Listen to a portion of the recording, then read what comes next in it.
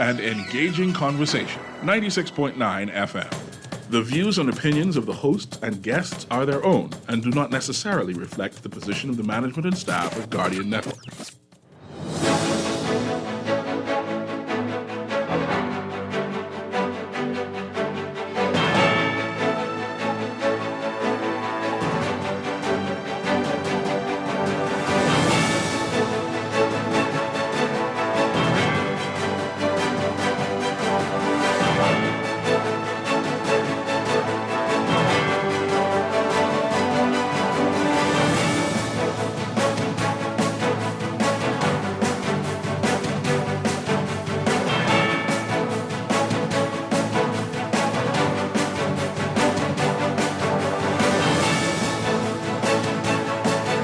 Good morning. Florida police confirmed that man was shot while live streaming on social media.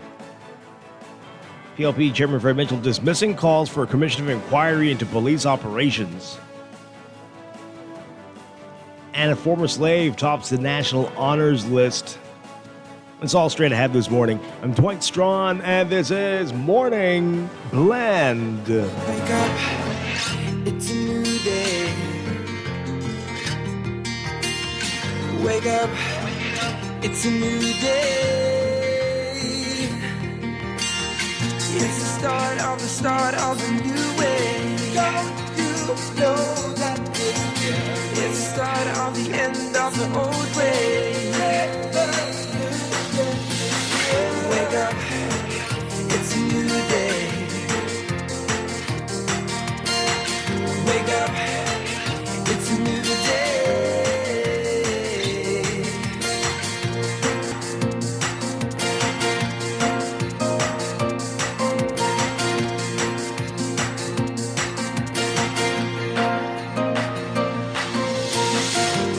Good morning again, Bahamas. It is Thursday, July 11th, 2024. This is Morning Blend on Guardian Radio 96.9. Again, I'm Dwight Strachan. In a moment, Laverne Gardner will be joining us. Also, this morning, GDP growth in New Providence jumps 11%, but no meaningful growth for Grand Bahama's economy. We'll talk about that more in business this morning. That's all ahead. But first, it's time for the overnight, the latest breaking news from while we're sleeping, and the top national and international headlines this morning.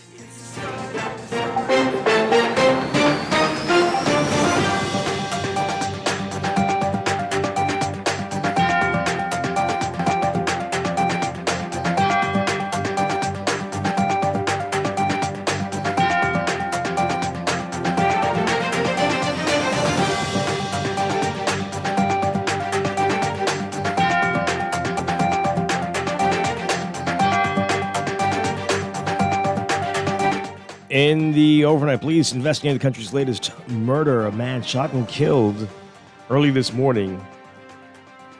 This apparently happened at the intersection of West Ave. Hope to have more for you in our 8 o'clock news. A woman has been arrested after a boy's decomposing body found. A mother in police custody now after her 8-year-old son was discovered dead in their Johnson Road home early Tuesday. Police say they received a report around 12:45 p.m. on Tuesday about the child, and upon their arrival at the Kelly Lane home, they discovered his body in a state of decomposition. Police say an autopsy will be performed to determine the cause of his death. And he was live streaming on social media on Monday night, the same night that whistleblower Sylvain Metayer was shot as he live streamed on Facebook. Some social media users have speculated the shooting was staged. Metayer previously released explosive voice reportedly revealing corrupt acts within the Criminal Investigation Department of the Royal Bahamas Police Force. Hollywood Police Department Public Information Manager Deanna Beneneski saying that on July 8th, officers in the Hollywood Police Department received a call for a shooting in the 2300 block King Street. When officers arrived, they found a man with injuries. The victim was taken to the Memorial Regional Hospital to be treated.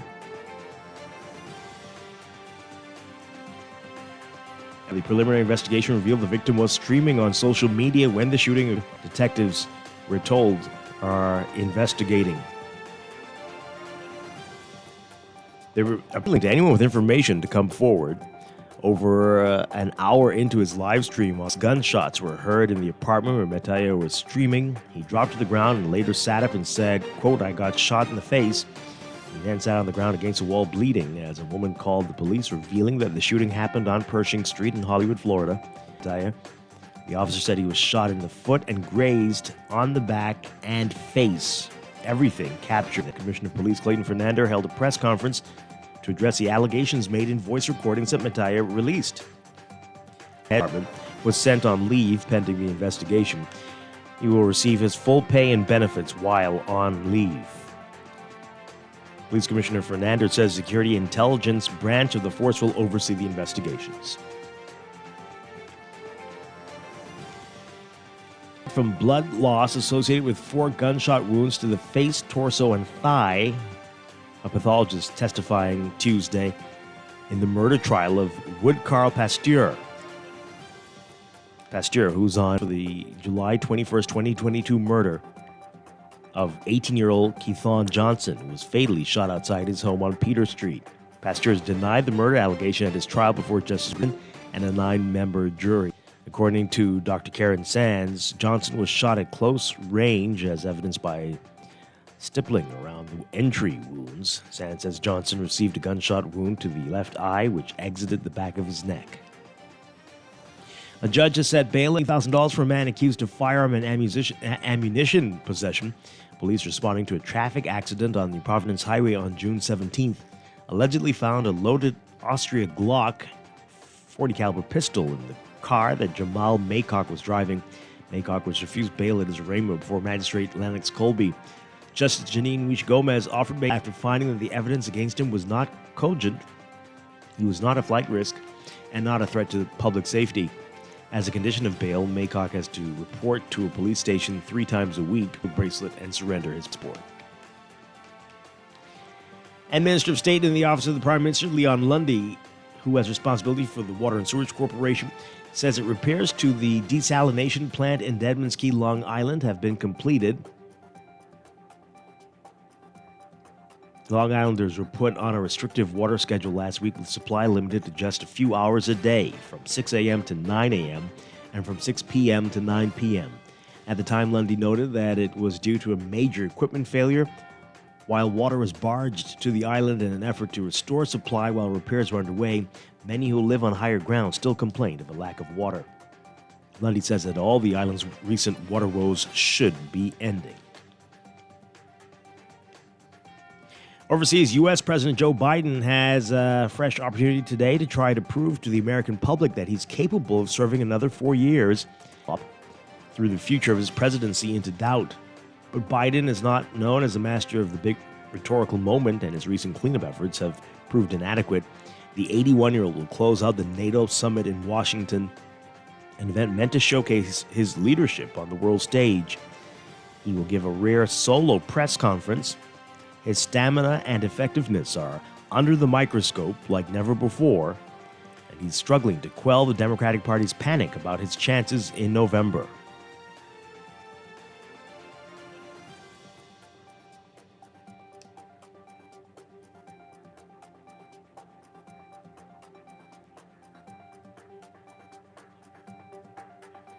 And the human rights organization Cristosal says that at least 261 people have died in prisons in El Salvador during President Nayib Bukele's 2.5-year-old crackdown on street gangs. Under a state of emergency originally declared in 2022 and still in effect, Bukele's government has rounded up 81,110 suspected gang members in sweeps that rights groups say are often arbitrary and based on a person's appearance or where they live. The government has had to release about 7,000 people because of a lack of evidence. The group says in a report that as of April 15th, 88 of the 261 deaths may have been the result of a criminal act, though it did not specify what those acts may have been. The report says 87 of the deaths were due to illnesses, 14 were apparently acts of violence, and no one could be immediately identified for the other 72. No immediate reaction from the government to the report.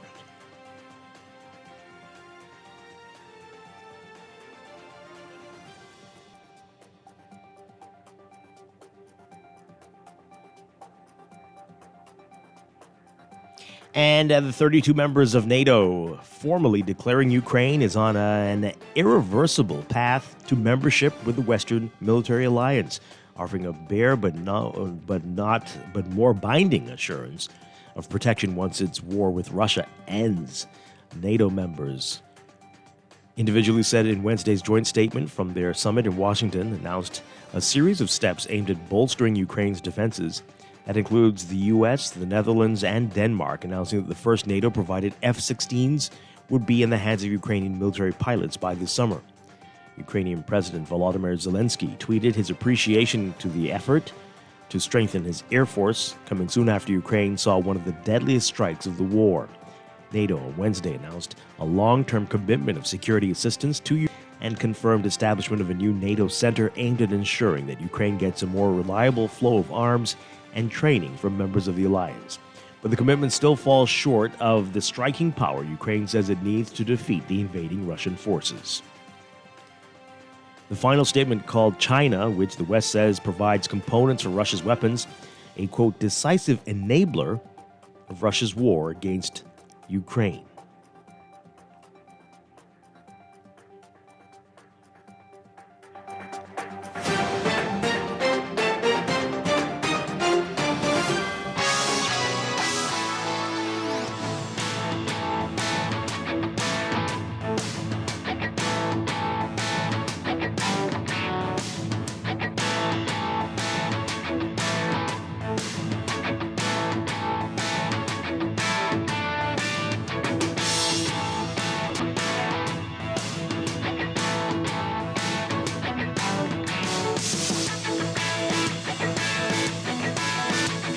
In sports, the Babe Ruth Caribbean Regional Championships, a 5-day event at the Andre Rogers National Baseball Stadium at the Blue Hills Sporting Complex, wrapping up on Independence Day with an intense showdown in the 12 and under championship game. Aruba emerging victorious against the Bahamas, though, securing a 3-0 win thanks to strong pitching. The Bahamas was undefeated throughout the tournament, but Aruba's dominant pitching proved to be a key factor in their championship victory. Bahamas' head coach, Greg Barnes Jr., praising his team's efforts. You can read more about it in today's Guardian Sports section. Stephen Gardner remaining consistent this season, recording another sub-45-second race Tuesday. The reigning Olympic champion won the men's 400 meters in the 14th Galai Estevan Memorial in Hungary. Gardner clocked 44.50 seconds, waiting for the second straight year. And sixth time in the last 10 years, he holds the meet record of 43.74 seconds. And from baseball, Jazz Chisholm Jr. breaking out of a home run slump, connecting for his 11th dinger of the year at Minute Maid Park in Houston against the Houston Astros. This was on Tuesday. Chisholm had his third leadoff home run of the season and eighth of his career in a 4-3 loss by the Miami Marlins to the Astros. They play the Astros again on Wednesday. And for USA basketball, the road to the Olympics has started with a win. Anthony Davis scored 13 points, Stephen Curry adding 12. And the United States opened its tune-up schedule for the Paris Games by topping Canada 86-72 Wednesday night. Drew Holiday scored 11 points, and Anthony Davis finished with 10 for the U.S., which has 4 more exhibition games before getting to France. That's sports, and that's the overnight. Time for your first look at weather.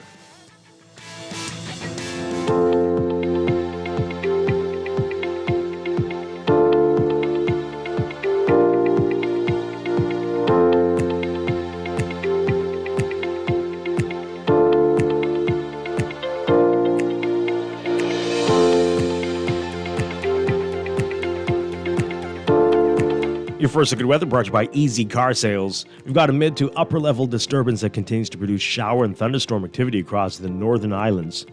Meanwhile, high pressure ridging along with residual Saharan dust will continue to promote hazy and hot conditions. As a result, we've got a number of warnings. A heat advisory remains in effect for the Bahamas, and UV indices are also expected to be in the mid to extreme range. And due to the expected conditions, the public's being advised to remain hydrated, wear sunscreen and loose-fitting clothing, and to avoid prolonged sun exposure during peak sunshine hours. Boaters should be alert for possible waterspout or funnel cloud activity, especially in the Bahamas and portions of the Central Islands. And as a result of the Saharan dust, people with allergies and respiratory ailments need to take special precautions and limit time outdoors. Your forecast for today: for the northwest, partly mostly cloudy, hot, and humid, with widely scattered showers and isolated thunderstorms through tonight. Showers may be heavy and thunderstorms strong to severe at times. Smallcraft caution will come into effect for Atlantic exposures by this afternoon. For the central and southeast Bahamas, partly sunny and very warm with a few isolated showers, and the chance of isolated thunderstorms through tonight, a bit breezy across the southeastern islands. For boaters in the northwest Bahamas, variable at less than 10 knots. That's winds becoming west-northwest to north-northwest at 15 to 20 knots, with occasional gusts by this afternoon through tonight. Seas 1 to 3 feet, increasing to 4 to 6 feet along Atlantic this afternoon through tonight. And for boaters in the central and southeast Bahamas, winds easterly at 10 knots or less over the central islands, but 15 knots with occasional gusts in the south. Seas 3 feet or less across the central Bahamas, but 3 to 5 feet across the southeastern islands. Again, it's going to be a very hot day. We're looking at highs near 93 Fahrenheit, 33 Celsius, but the heat index will make it feel like it's 103 Fahrenheit, 39 Celsius. Overnight lows tonight getting down to about 82 Fahrenheit, 28 Celsius.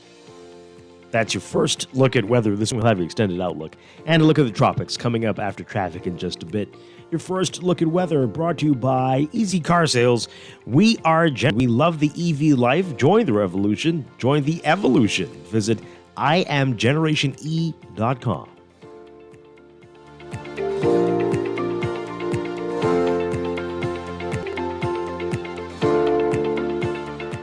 It's time for a break, but when we come back, we're discussing the day's top stories right here on your home for fresh news and smart talk all day. Guardian Radio 6.9.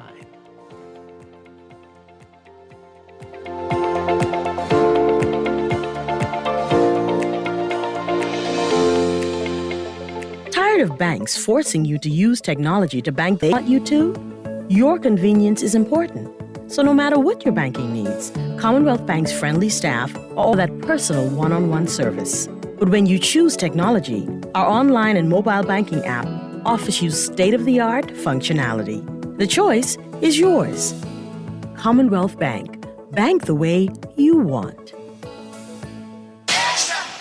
Looking for great device deals and offers this summer? Look no further! Alive has special discounts on the latest smartphones, Ring devices, and accessories. Plus, as an Alive customer, you can expect exclusive yet extra offers and rewards, which means even more value for your money. We're talking more data, prizes, and surprises. Upgrade with us and experience the perfect summer with Alive in store or at bealive.com/deals. For fast, reliable, and impactful printing services, look no further. Let Printmasters bring your masterpiece to life. We stand by our quality products that is second to none. Our affordable pricing and friendly, efficient staff makes Printmasters all your printing needs. We can deliver any type of printing services, from banners to booklets to business cards. You name it, we can print it. Let Printmasters bring your masterpiece to life. Located in the Nassau Guardian Building, telephone 302-2361. Looking to elevate your gadget game, or a tech trouble simply slowing you down? Escape to a world of innovation at Custom Computers, your go-to store for the latest cutting-edge tech. Whether you need to upgrade your life with the best from Apple and Windows, or your device needs a little TLC, the Custom Computers Know-How Store is the destination for unbeatable expertise and quality repairs. With 2 convenient locations, there's a Custom Computers near you on Patton Street in Palmdale and Caves Village, or call 396-1100.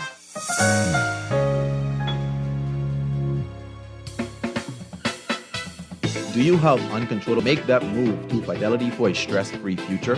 These loans have a built-in savings plan that pays you unbeatable interest. Ask about our debt consolidation loans today. 7764. Fidelity, we're good for you. This is Guardian Radio 96.9 FM. Fresh news, smart talk, all day. Wake up, it's a new day. Wake up, it's a new day. It's the start of a new way. Don't you know that it's the start of the end of the old way.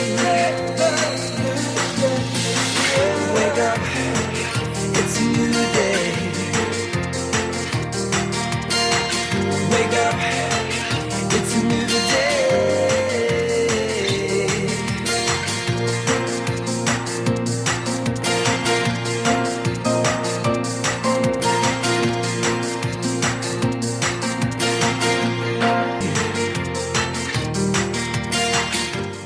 Welcome back to Morning Blend here on Guardian Radio 96.9.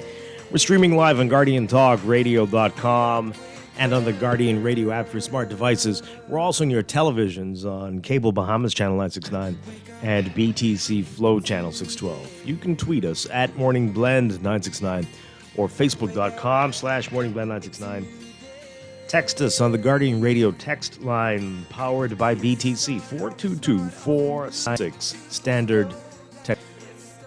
Once again, I'm Dwight Laverne Gardner. Good morning. Good morning, Dwight. Happy How are you? Doing Independence The same for you. to you. Hope you had a great one. I did. How about you? Yeah, not too bad. Not too bad at all. Yeah. We got a lot to talk about today.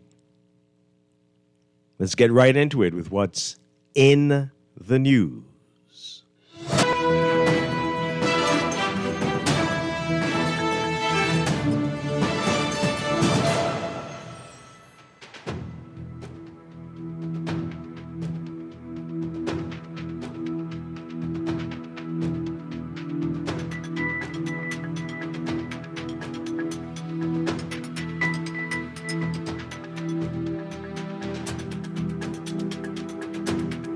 And in the news, I wasn't out there, but I did see some of it on TV, and I want to. From what I saw, it looked like it was a really great show. The cultural show on Tuesday night, leading into Independence. From a production standpoint, pretty well done. Yeah. So congratulations to everybody who was a part of that, and pretty creative from what I saw. What do you all do up there in Grand Bahama? How do you all? I mean, are you, does Freeport consider itself a part of the Bahamas, or what happens there?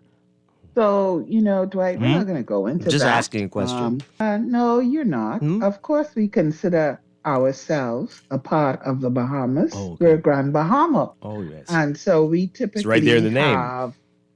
Yeah.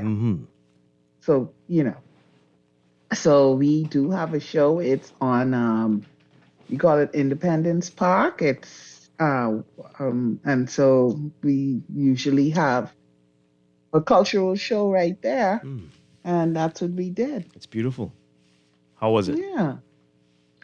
I don't know. Okay. All right. It was extremely hot and I Yes. could not go out there, but so I opted to watch the show that was going on in New Providence. Okay. All right. Well, hey, happy Independence to everybody. So I could personal standpoint. But in the past, it's been decent. Yeah. Yeah. Okay. So hopefully everybody had a great time. Hopefully everybody across the whole country had a wonderful time. Yes. Yeah.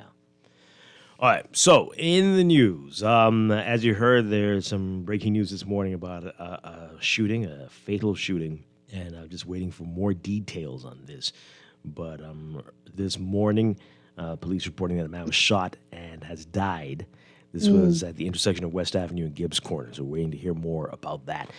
In our 8 o'clock news, hopefully we'll have more details then. This very disturbing story, though, we heard this yesterday.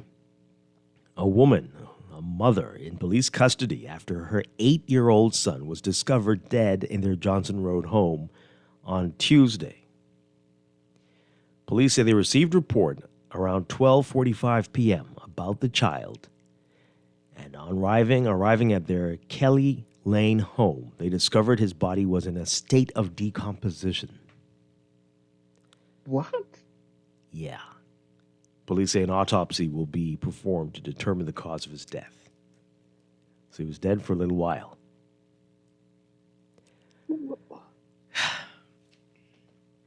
What? This is very disturbing. The child was dead in the home long enough for the body to start to decompose, Yes. and the mother She's was been taken into aware of custody. this? Well, we don't know, Steve. Now, I don't know how these things work. It's extremely hot, as you mentioned, and so I'm sure one could start to decompose rather quickly. But Right. I don't know how far along this was. But we will hopefully learn more about this soon. But long enough. Yeah. Who called the police? Not sure. Right. So it's not like the story is saying a mother discovered her child had passed away, when she woke up in the morning. The report is that the mother is in custody. Yeah. Someone alerted the police. Indeed. Yeah. Well, we'll keep you posted on all of those stories. Indeed. All right. So, from Monday, this has been what everyone's been talking about, and there have been some developments. Florida police confirming that a man was shot while live streaming on social media. Okay. This story by our Travis Cartwright Carroll. Police in Florida confirming yesterday that a man was shot as he was live streaming on social media on Monday night. That's the same night that whistleblower Sylvain Metaya was shot as he live streamed on Facebook. Some social media users have speculated that the shooting was staged.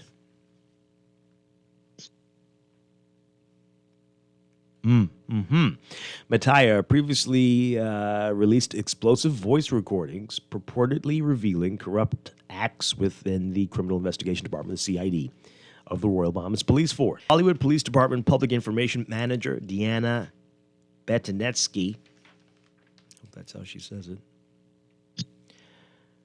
she said that, quote, on July 8th, 2024, officers with the Hollywood Police Department received a call for a shooting in the 2300 block of Pershing Street. When officers arrived, they found one male with injuries. The victim was taken to Memorial Regional Hospital to be treated. She said the preliminary investigation revealed the victim was streaming on social media when the shooting occurred. Detectives are continuing to investigate the case. Betineski appealed to anyone with information to come forward. Over an hour into his live stream on Monday night, 6 gunshots were heard in the apartment where Metaya was streaming. He dropped to the ground and later sat up and said, quote, I got shot in the face. He then sat on the ground against a wall, bleeding, as a woman called the police, revealing that the shooting happened on Pershing Street in Hollywood, Florida. A short while later, police arrived and examined Metaya. The officers said he was shot in the foot and grazing captured on the stream. The live stream happened the same day that Commissioner of Police Clayton Fernander held a press conference to address the allegations made in voice recordings that Metaya shared. Last week, Chief Superintendent Michael Johnson, who heads CID, was sent on leave. Pending the investigation, he will receive his full pay and benefits while on leave. Fernando says the security and intelligence branch of the force will oversee the investigation. The recordings purportedly involve a man identified as a wanted suspect. They purportedly reveal the man in separate conversations attempting to negotiate with 2 men about turning himself in and what it would cost for him to be released after he was questioned. And of course, we've been through that quite a bit already. Again, a lot of people were questioning and beginning to wonder if this video is staged. And I'm sure... Anyway, because we all know, I think many of us still watch the Miami news stations, and they cover everything. And this hasn't been covered. Well, apparently they don't cover it, right? Well, They don't cover everything. Yeah. Well, okay. Maybe. But this has yet to be mentioned. There's nothing. Well, we could say that, but it doesn't mean that it didn't happen. That's true. Apparently not, right? Well, because the police are confirming. So are you saying that you do not believe I didn't say a word. I'm just saying that people Oh, had... Dwight, you've people- said many words, Mhm. and not only you've said many words, Dwight, and As in your today? tone, Tone. Well, yeah, yeah. well, I do find it, they haven't covered it. There's been no newspaper coverage. There's been nothing online, nothing at all. And, maybe they don't. Maybe they don't. I know that every time a dog's They don't in distress, cover everything. every dog, alligator, cat, raccoon in distress, that gets covered. Streaming live on Facebook, you would think. And you would think that would get wider coverage than just in the Florida region as well. I mean, live on Facebook, and you're shot, and it's like, okay, whatever. Sure. But again, it wasn't covered that we are aware of. However, police are confirming that it did happen. Yes. So, I mean, we can't just sit on the fact that it was okay, but it wasn't covered. So then what are we saying? Because it wasn't covered, it didn't happen? Well, the police are confirming that it did happen. Yes, they so are. it just did not make the news. Now, just... Or maybe today it'll be a story you'll only see on 7. It could be, right? Who knows? Maybe they haven't gotten around to it yet. Because sometimes what happens is they come with a story that maybe happened a week ago. That's true. Because there's so many other things happening. So it may come out today, right? Or tomorrow. But Now, the fact of the matter is, for those of us, and I'm saying us because I was one of those who thought it was staged. Well, The listen, police this is a now very confirming interesting that point. it's not. Just because it happened doesn't mean it wasn't staged. Those are two different things. But anyway, there you go. We don't have to go much further on that. But it is interesting. The police are confirming that he was shot. Okay. Let's hear from you. Let's hear from you on it. 323-6232. 34316. 325-4259. Call us toll free, 242-300-572. Tweet us, Facebook us, text us, 422-4796. Boy, you behaviors like drama. Love it. All right. This person says here, Dwight, you cannot say that they cover everything. There are hundreds of incidents that never have an article or broadcast. You mean in the Bahamas, eh? 'Cause I don't know about them. They've got many hours of newscast to fill. They put on anything. They cover stuff that happens in Minnesota, in Miami. I don't know why. Like as if it's, and they give it like 3-5 minutes coverage. Like, what is this? Why are you working people up in Fort Lauderdale about something that happened in Minneapolis? That is really barely a story. So I don't know. Well, but, again, they may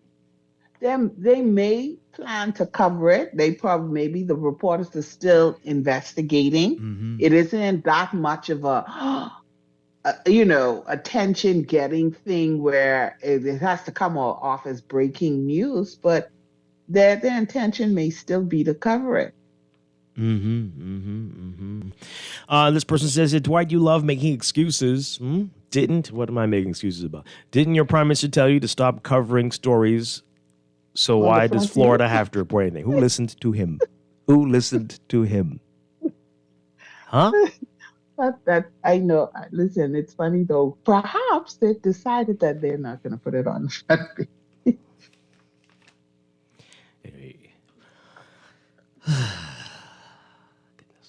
All right, 323-6232. I hope you all saw what the Chicago media was doing, though. The Chicago media picked up the story, not about the shooting, but the fact that the head of the Criminal Investigation Department, who was heading the case for the missing, that he's been put on leave because of alleged corruption. They picked up that story. Now of course they're going to pick up that story. I would think they'd be quite fascinated. Of course they're going to pick that up because then that is going to tie into the narrative. The family has said that, so well, they are Laverne, definitely going to pick up that story. Don't you think that the whistleblower in the case of the corruption involving that same officer being shot on a live stream when he's talking about corruption would make an interesting story as well? But we'll see. It's early yet. Not if they not necessarily. Oh, Not okay. necessarily, Dwight. Yeah, sure. It may be top news to us, but it doesn't necessarily mean that that's top news, or it doesn't necessarily mean that, you know, that they have to cover it. Mm-hmm.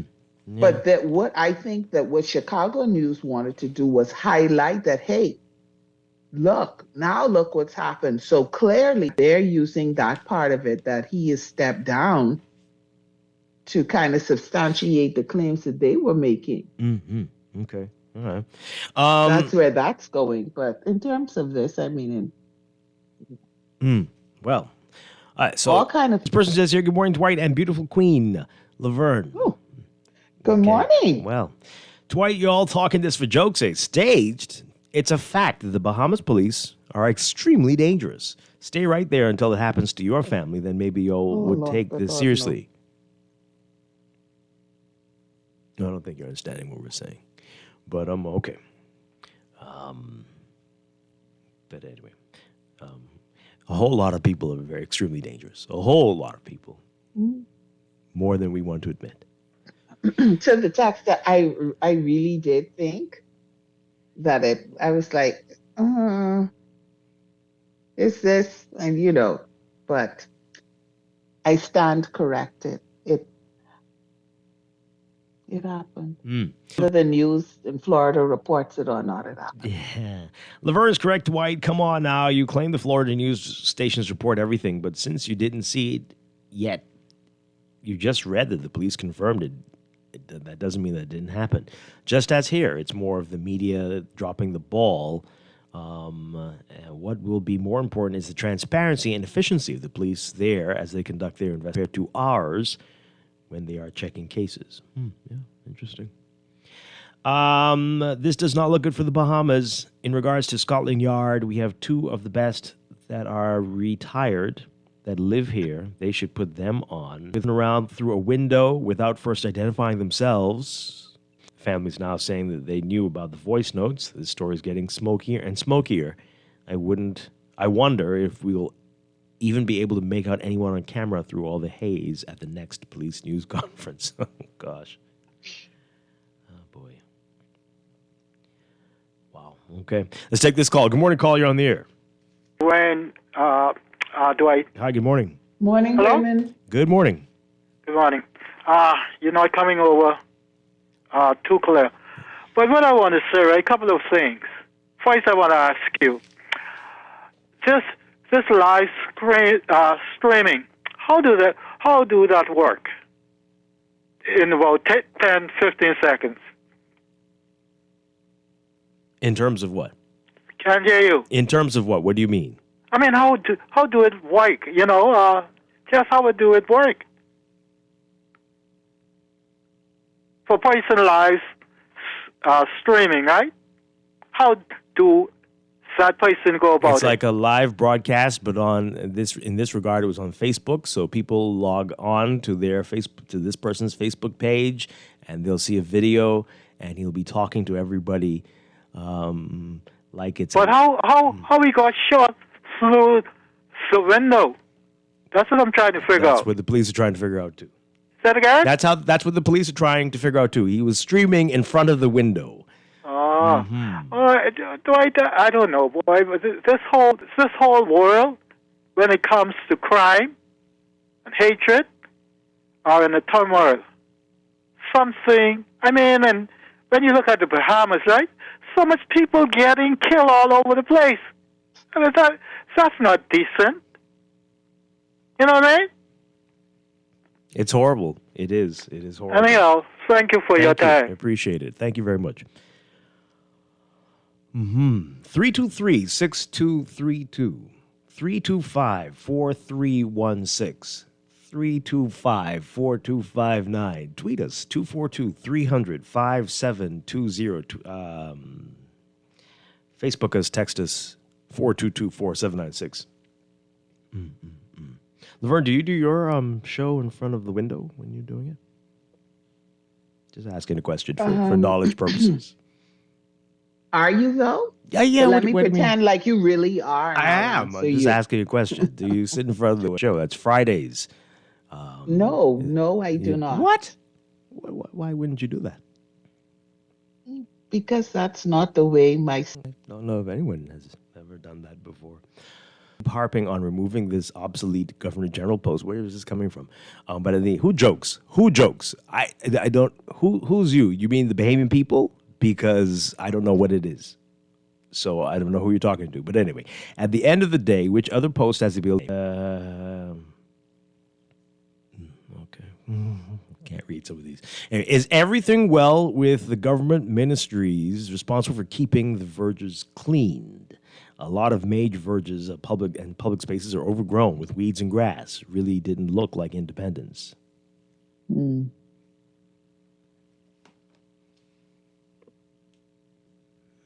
Well, this often is a problem in the summer. July and August, it gets very bad for some reason.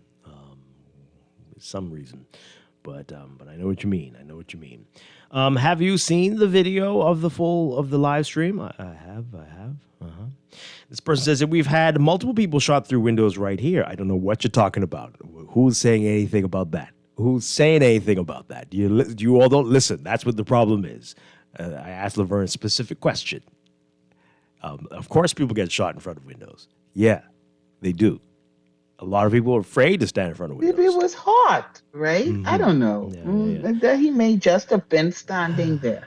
If you have a small room, you're somewhere positioned. near a window, unless you're in a panic room. I don't think this guy had a panic room.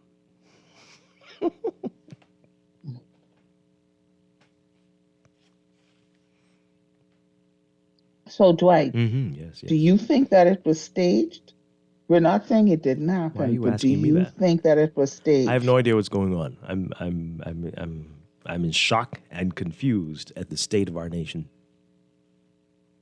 That we've come to this point, and that it's so commonly known that so many people are perceived to be corrupt, and that we just shrug our shoulders and like, oh well, one day they'll get what they're looking for, or something like that. And we just carry on smartly or aspire to be one of the corrupt individuals too. That just seems to be the only responses here. You got to join them, or you just stand in the corner and shrug. This is who we are. It's shocking.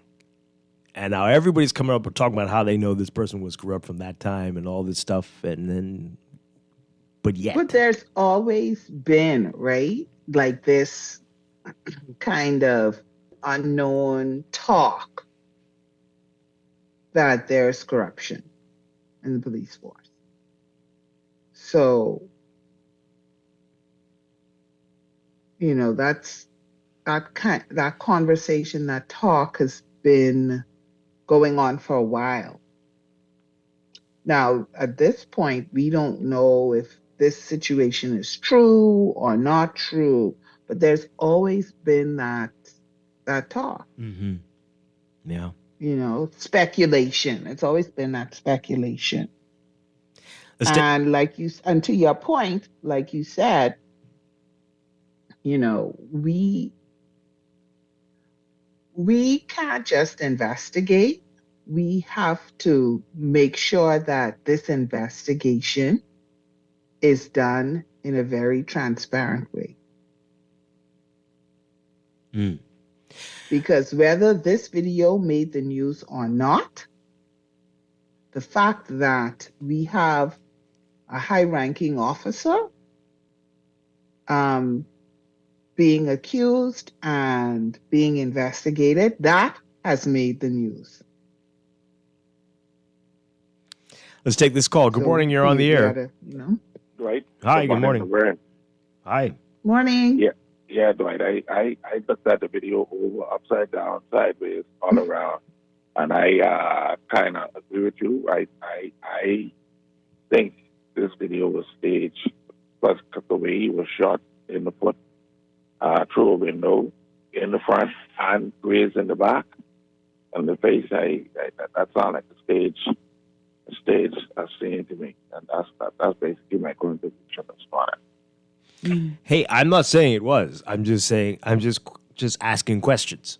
I'm just asking Yeah, questions. that's true, caller. When I asked Dwight if he thought that it was staged, he avoided answering that. I'm just so he saying. didn't Just say it saying. was There are a lot of staged. But coincidences. his tone, though, caller, his tone You are all sounds though on high, and you're hearing things you want to hear. I don't know what you. I'm just asking questions this morning. That's all. You're not answering them. You're not answering. You're just asking questions you're not answering. I can answer. Listen to this one. Dwight, if that was staged, then he and all involved need to go into movie making. The rapid succession of shots, the wounds, the chaos, all real. Dwight, if you don't have to be right in front of the window to get shot, how big is the average room? No way that was staged, despite no news coverage. Okay.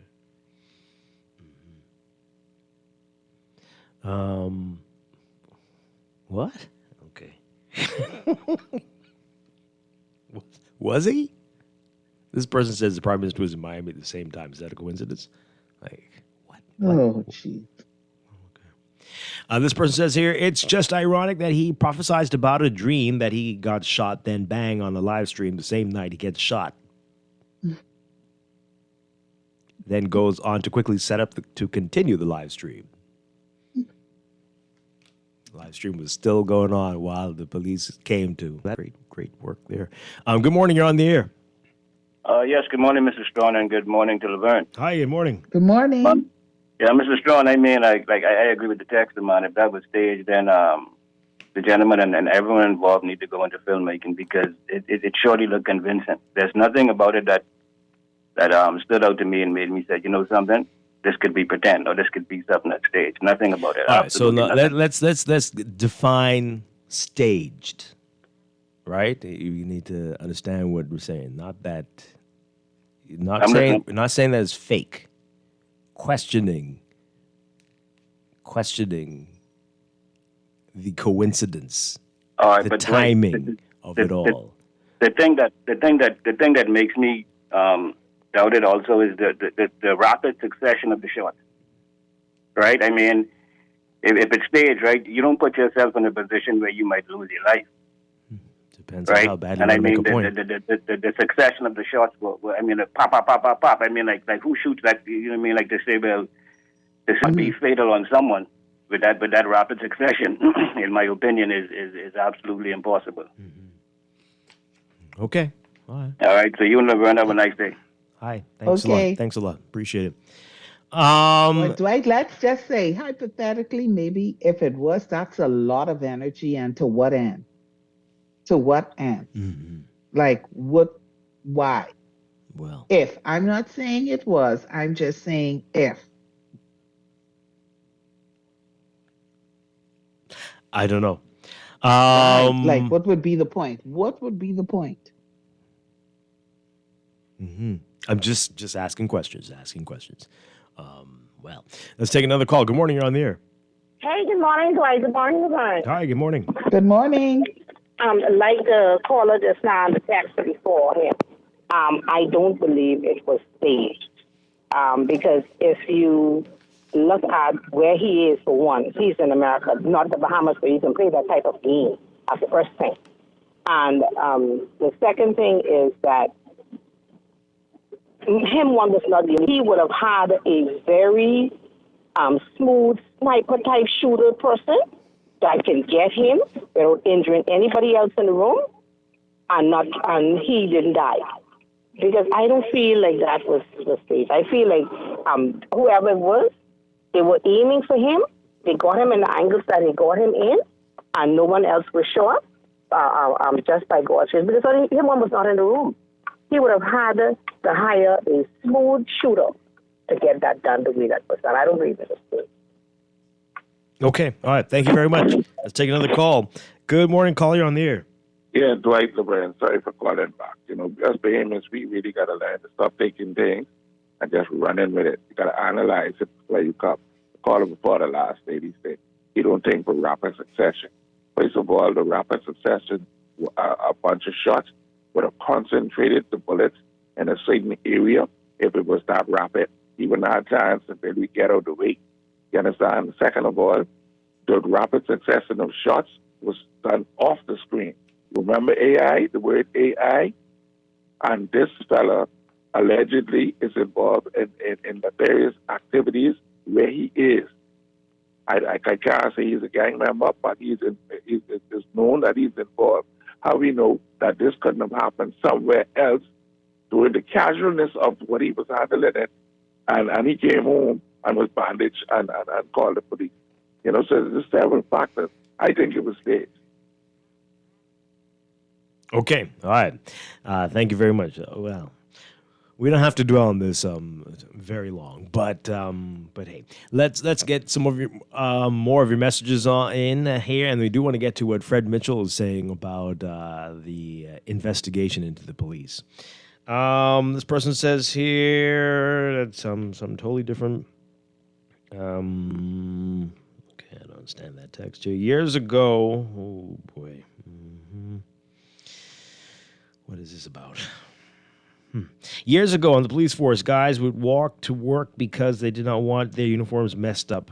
They took pride in being officers. From 1980 to now, the force has gone down in standards. I think that moving forward, officers need to get mental evaluations. And also, do you see how many big and out of shape officers there are? They can't even run after anyone anymore. Wow, that is okay. That's him. I like how extremely cavalier Laverne is when it comes to these issues that affect mostly men. What now? Come on. What are you talking about? I wish Laverne would remain this calm when there is a plethora of reports about women being raped. This is texter. Is this the texter that always does? What are you talking about? This makes no sense. Laverne, do you hear this person? I'm not going to respond to that's that. very... I told you before with this texter calling and texting and saying these things. You know. What did she say today? Next text, please. What did you even say today that would inspire such a comment? That's very silly. So typical, as if the local press here are allowed to report on any and everything you hear. You don't know what you're talking about. But anyway, why do you not understand Florida's rights? Had the man been killed, maybe, but don't you all understand the investigation must take place? You don't understand a lot of things, texter. Obviously, you don't understand. This man is a very important citizen. If only 1/10 of his information is true, wake up Bahamas. Okay.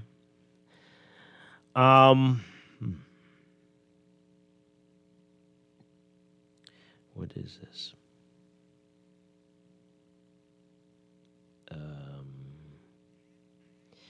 Again, the lack of comprehension and understanding when people talk is astounding to me.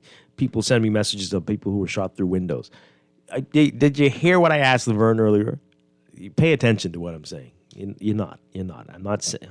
Boy, I tell you. If we believe this was staged, does it absolve officials here from looking into was involved?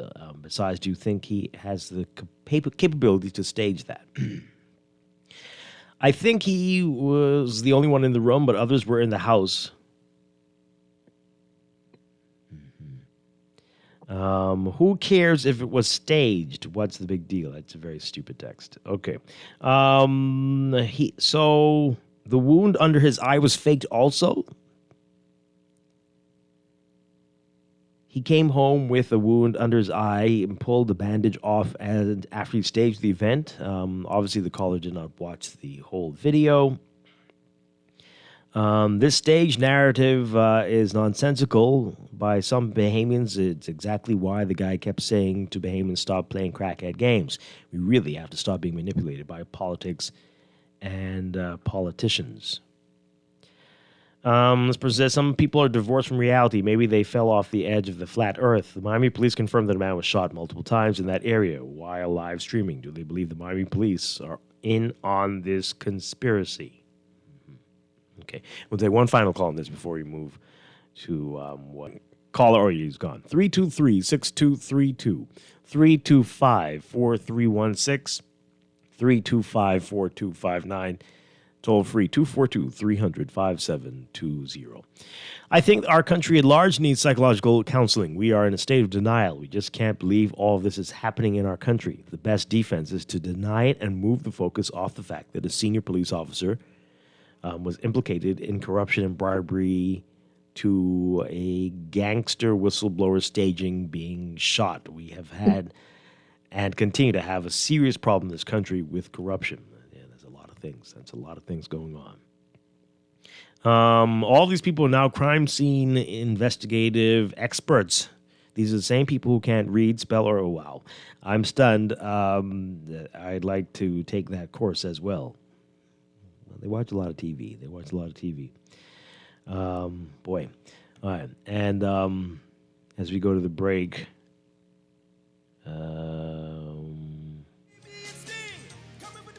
yeah, okay. Take a break, folks. I think we need a break. Everybody needs a little break. Let's do that, and then we'll pick this up on the other side. This is Morning Blend on Guardian Radio 96.9.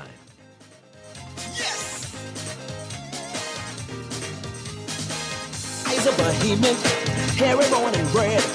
I don't want to live nowhere else, even when I dead. Eyes of a human, and I always live. If you want me there by night, better tell me come 8. See, eyes of a human, and I don't like say nobody gonna spend my money. This is Guardian Radio 96.9 FM, Nassau, Bahamas. This is AP News. I'm Rita Foley. A lot of people will be watching as President Biden holds a news conference just hours from now. Last night, the first Senate Democrat called on President Biden to end his re-election campaign, Vermont Senator Peter Welch.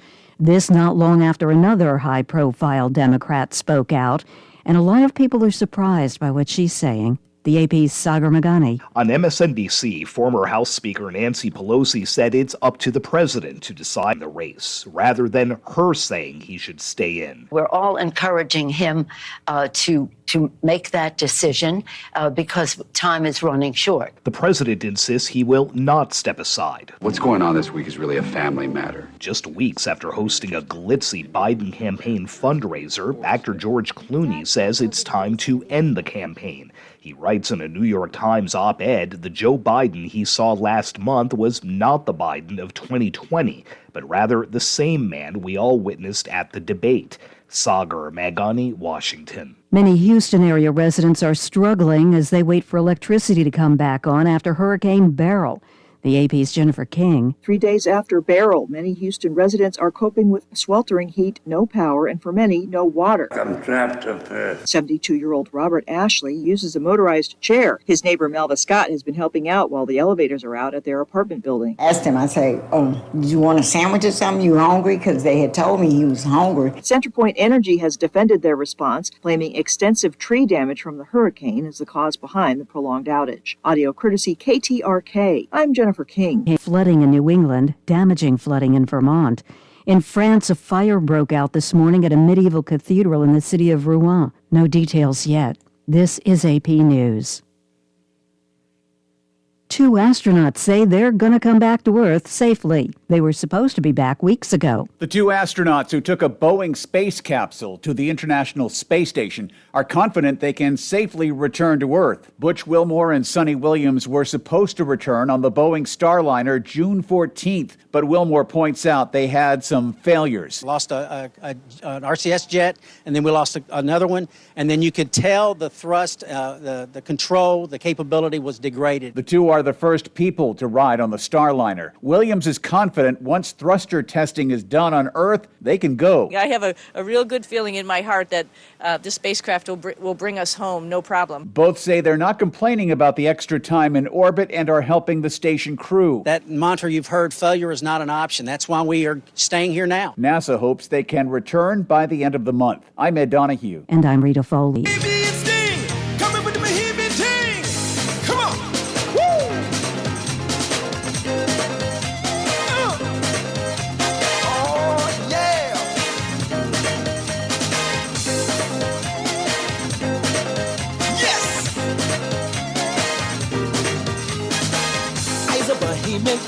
Hairy born and bred.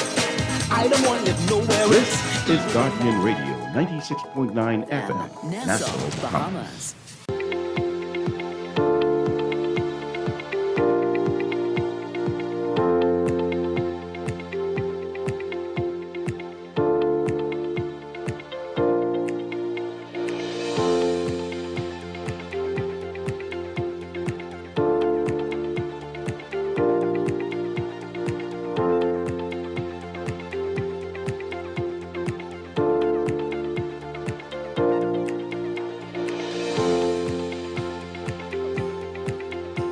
Welcome back to Morning Blend here on Guardian Radio 96.9.com and on the Guardian Radio app for smart devices. We're also on your televisions on Cable Bahamas Channel 969 and BTC Flow Channel 612.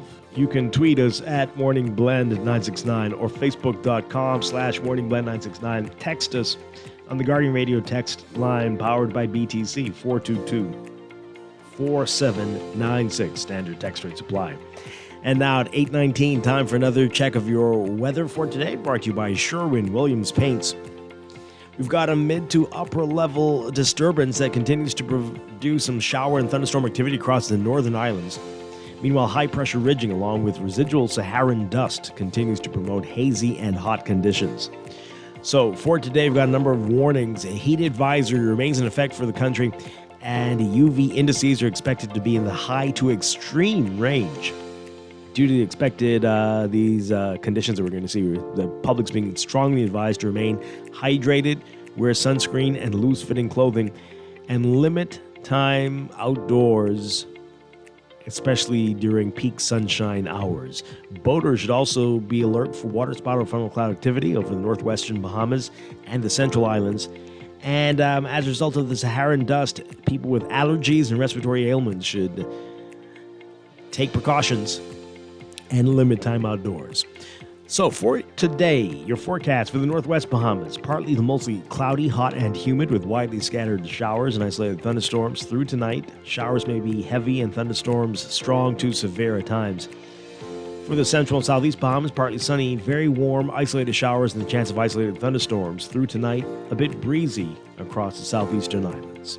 Temperatures today getting up to 93 Fahrenheit, 33 Celsius, but the heat index will make it feel like it's in the triple digits, 103 Fahrenheit, 39 Celsius. Overnight lows tonight getting down to about 82 Fahrenheit, 28 Celsius. In your extended outlook, the mid to upper level disturbance is expected to weaken and pull north of Saharan dust moving in from Friday into Saturday. Milky skies and reduced air quality will be associated with this, and people, again, with respiratory ailments and allergies and sensitivity to particulates should take special precautions. So for Friday, tomorrow, partly cloudy, hot, and humid with the chance of isolated showers and thunderstorms across the northwest Bahamas. Hazy conditions expected in the southeastern islands. Saturday, variably cloudy, hot, and humid with a few showers or thunderstorms. Hazy conditions expected over the central and southeast Bahamas. In the tropics, we're watching one area for tropical cyclone formation off the southeastern United States coast. A broad trough of low pressure a few hundred miles off the southeastern coast continues to produce disorganized showers and thunderstorms. The area has about a 10% chance for development over the next 7 days. That's your Morning Blend weather check, brought to you by Sherwin-Williams Paints. Sherwin-Williams Paints has got you covered for all of your painting and equipment needs. Visit Sherwin-Williams Paints online or in-store today.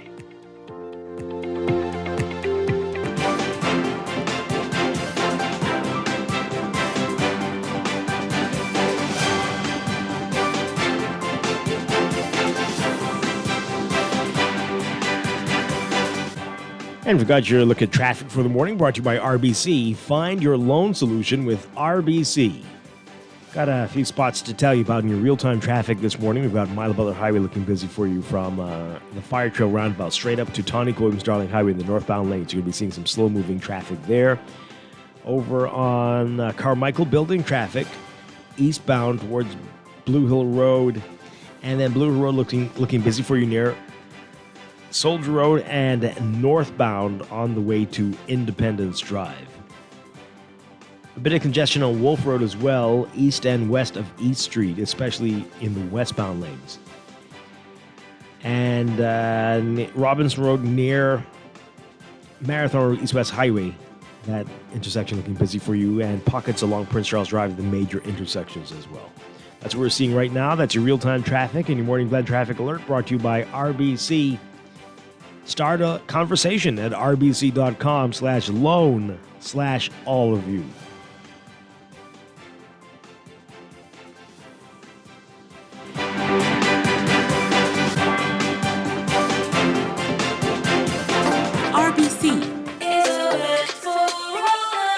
RBC will find the right loan for all of you with competitive rates and extended terms to suit you. Whether it's for debt consolidation, your next vehicle, or home purchase, sometimes we all for the loan. We're here to help you find the solution. RBC.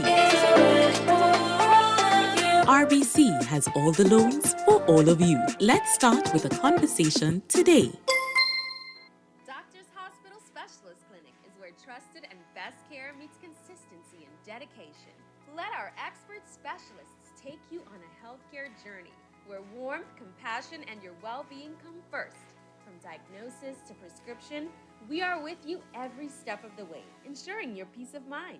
Visit us today at Centerville Medical Center, Collins Avenue and 6th Terrace, and discover quality, compassionate healthcare at Doctors Hospital Specialist Clinic. Now let me see now. 326 EPIC. Hello? This Epic battery. This Miss Beulah from round the corner. I hear you're selling tires now on Wolf Road too. Praise the Lord. It's about time. I live Fox Hill and Fire Trail. It's too far. That ain't all. They open Monday to Friday, 7 a.m. to 7 p.m. On Sunday and holiday, 8 a.m. to 4 p.m. My brother Sam, he's a hacker, and he could go right there and get fixed up. Call us at 326 EPIC. We ship also to the Family Island. Ready to save?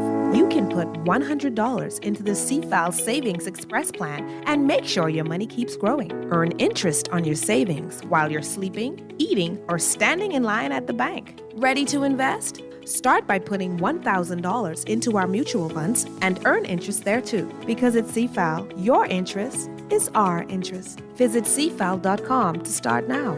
CFAL, growing wealth for future generations of Bahamians. Maybe it's time to explore your options. There's no harm in reviewing your mortgage arrangement and considering a better deal. CIBC Caribbean can help you narrow your search and decide. Switch your mortgage to CIBC Caribbean and enjoy a special interest rate. Visit CIBCFCIB.com/inspired home for more information. Conditions apply.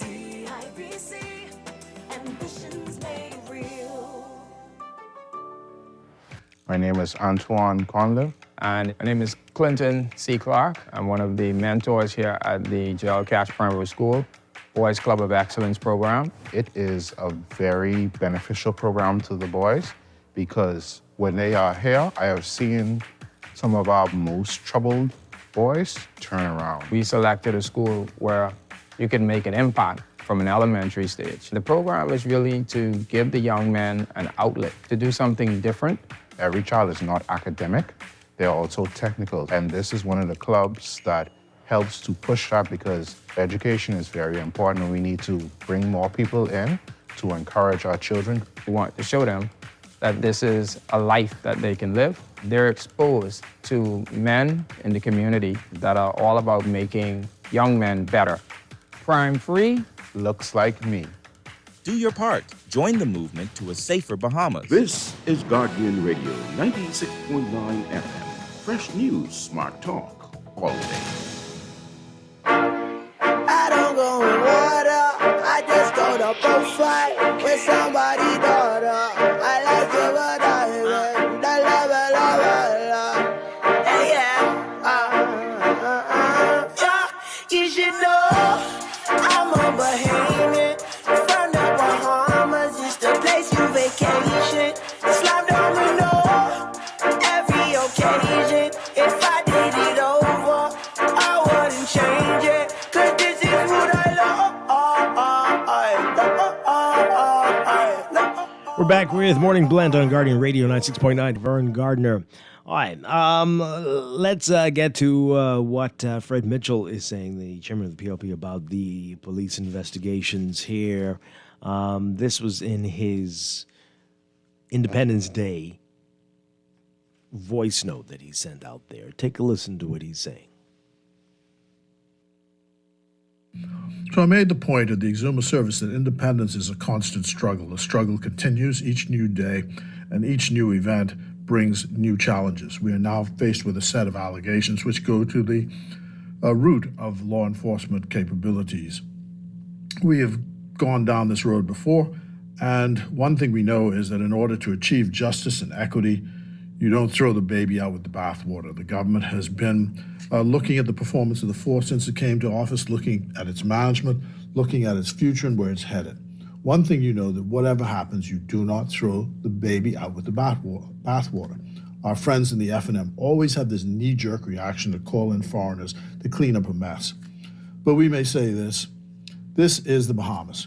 And when we accepted the responsibility of independence, we took on the responsibility of managing and solving our own problems. The rules in this matter have so far been followed, and they will be followed. The decisions must be evidence-based and not by some cockamamie suppositions and conjecture. All PLPs, all leaders have publicly stated how seriously this matter is taken by themselves and by the police. The police have been read the Riot Act. The reputation of the force and the confidence of the Bahamian people in the force rides on the ability of its managers to navigate these issues with justice, equity, truthfulness, and the chips fall where they may, and without damaging our one and only law enforcement agency. Outside expertise can help, but this is no commission of inquiry issue. Dwight should be ashamed of himself. He should be the subject of a commission of inquiry, an inquiry into the misuse of public funds during the pandemic, the misuse of the justice system by two of his ministers in the F&M who were judicially condemned for interfering in the judicial process. Minister like Dr. Sands has no moral authority in this matter at all. He's best to keep his damn mouth shut. As for today, Bahamians on Independence Day will resolve all problems, large and small, for today is Independence Day. God bless you. Across the country, it's PLP, all the way. Wow. Okay, Fred Mitchell there. Interesting. This comes after, I believe that was Tuesday, former Prime Minister Dr. Minnis called for a commission of inquiry into gangs. Our Travis Cartwright-Cowell writing about that. The former Prime Minister is calling for the appointment of a commission of inquiry into the prevalence and influence of gangs in the Bahamas. Minnis' call comes after a Facebook user, as we know, shared voice recordings purporting to reveal corrupt acts within the Criminal Investigation Department. The recordings led Commissioner of Police Clayton Fernander to put Chief Superintendent Michael Johnson on leave, Johnson who heads the CID.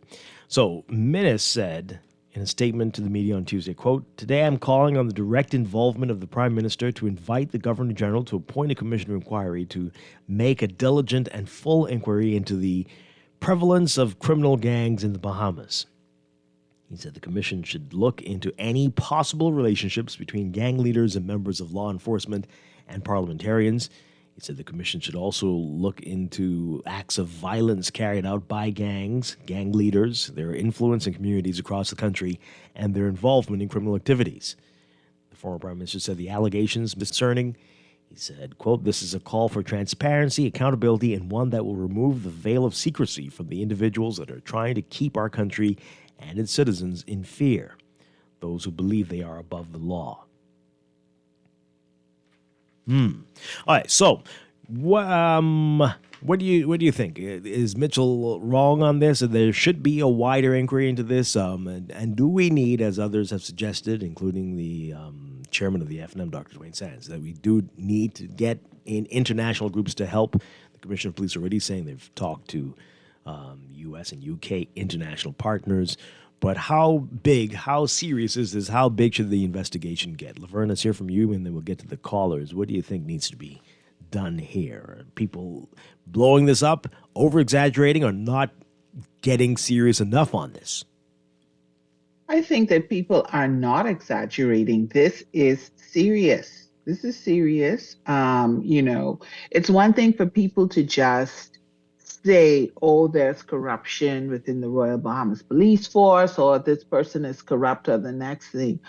But is not only saying it, but they are alleging that, these voice recordings, this is their proof. Like they have proof of corruption. So this is a very big deal.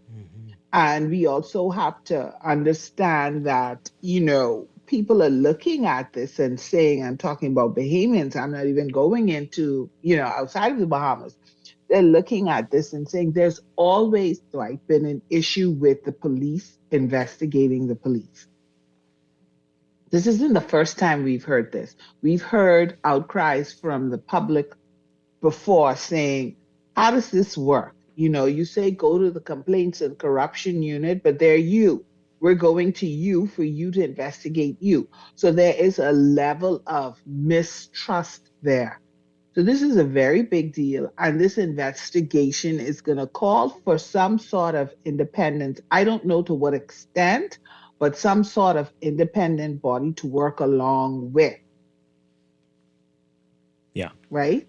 And then but my to make sure that all the I's are dotted, all the T's are crossed. You're not doing this because you're saying the police force is incompetent. There's a thing that you don't just do good. You have to also be seen to be doing good, right? So it has to be seen that you were doing the right thing, that you are exploring this, investigating this, that you are also not your own self because you understand within your force, there are going to be some biases because this is a fellow officer and a high-ranking officer at that. And so, it doesn't hurt to get some independent help. It certainly doesn't hurt. But on that note, I want to say at the end of the day, we have to ask ourselves that when this investigation is over, if they get independent help or not, when this investigation is over, are we as a people going to be willing to accept whatever the outcome is? That's a good question. That's a very good question. Because in my mind, because in our society, you're guilty. Even if you're proven innocent, you're guilty. I didn't say it incorrectly. That's how we think. If we hear it and something happens, we go on the side of, okay, that person is guilty. So this goes back to my earlier point of we as a body already feel like there's a level of corruption. So immediately when this recording came out, people were like, yeah, see, I told you long time, blah, blah, blah, whatever. So let's say we go through this investigation and let's say we get some independent people in. And at the end of the day, they said, well, no, this is not the person. We're not 100% sure. We're going to whatever.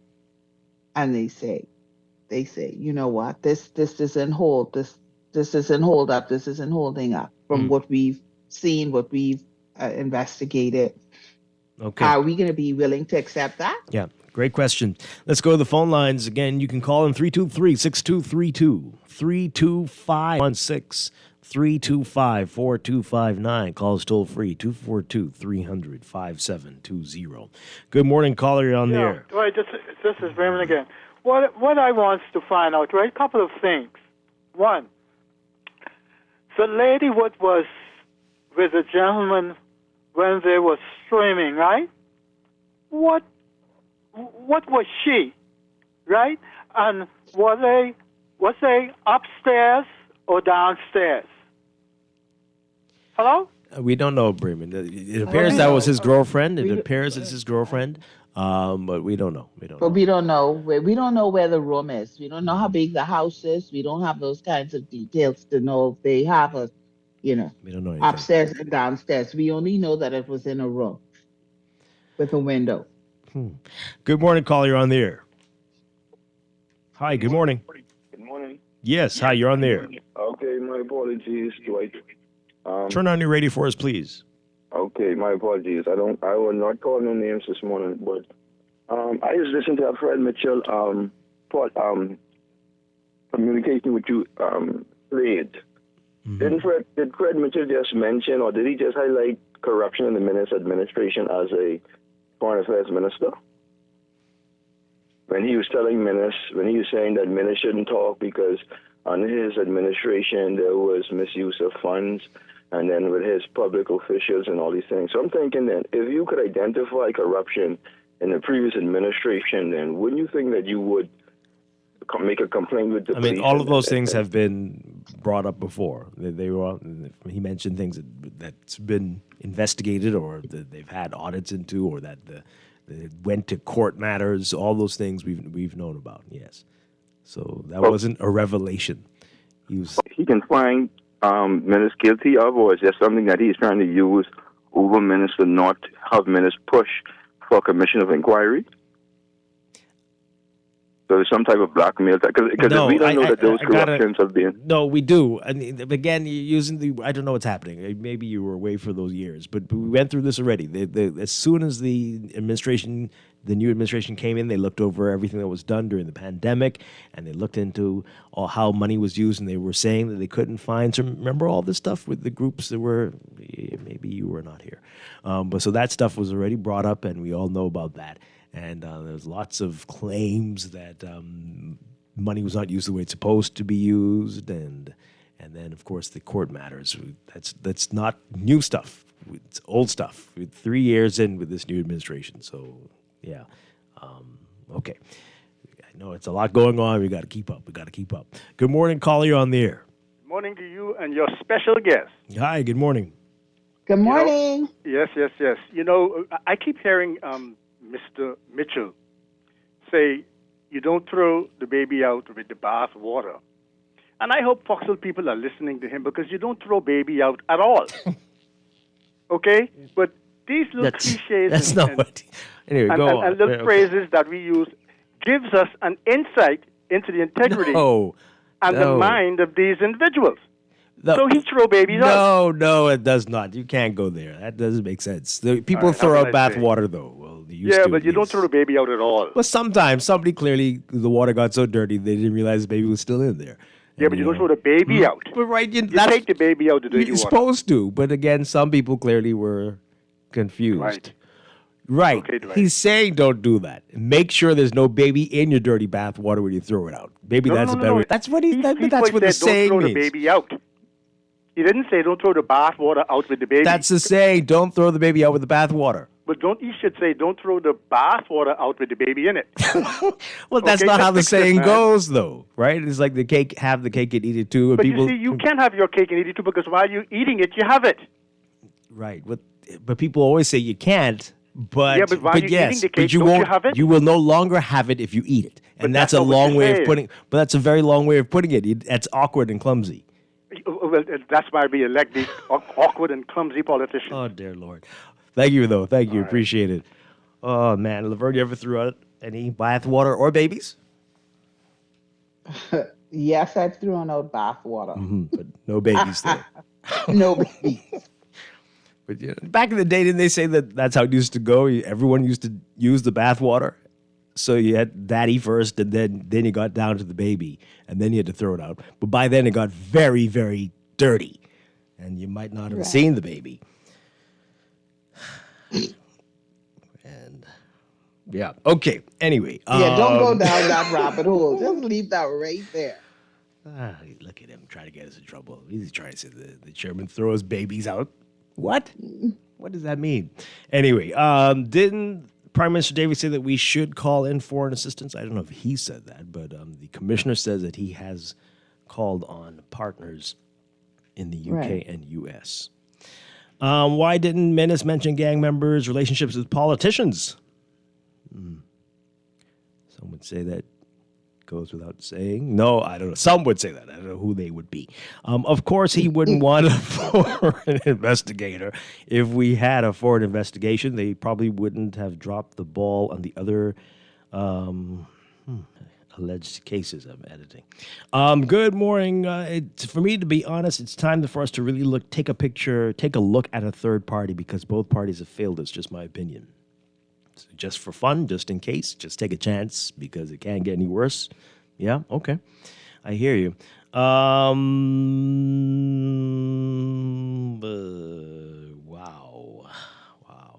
sometimes. I wish you would call in, Texter. I don't have the energy to read this text. It'll hurt my brain to read this. Wow. Dear Lord. Should I read this, Laverne? Laverne, I need you to tell me if I should read this. I don't know what this text is about, Dwight, but since you've already gone through all of this drama about it, you might as well read it. You've piqued our interest. Well, certainly mine. Brace yourself. I'm probably going to regret. You will. Already told me to You will. brace myself. I'm going to regret that you said and that I said read it. Mm-hmm. Okay. Here we go. But I've said it, so I got to stand by it. Go on. Fred Mitchell is a disgrace. Fred Mitchell, you're the main reason why I'd rather be a subject to Charles, his heirs, and grandkids rather than under you Negroes. I don't trust a Negro as far as I can throw them.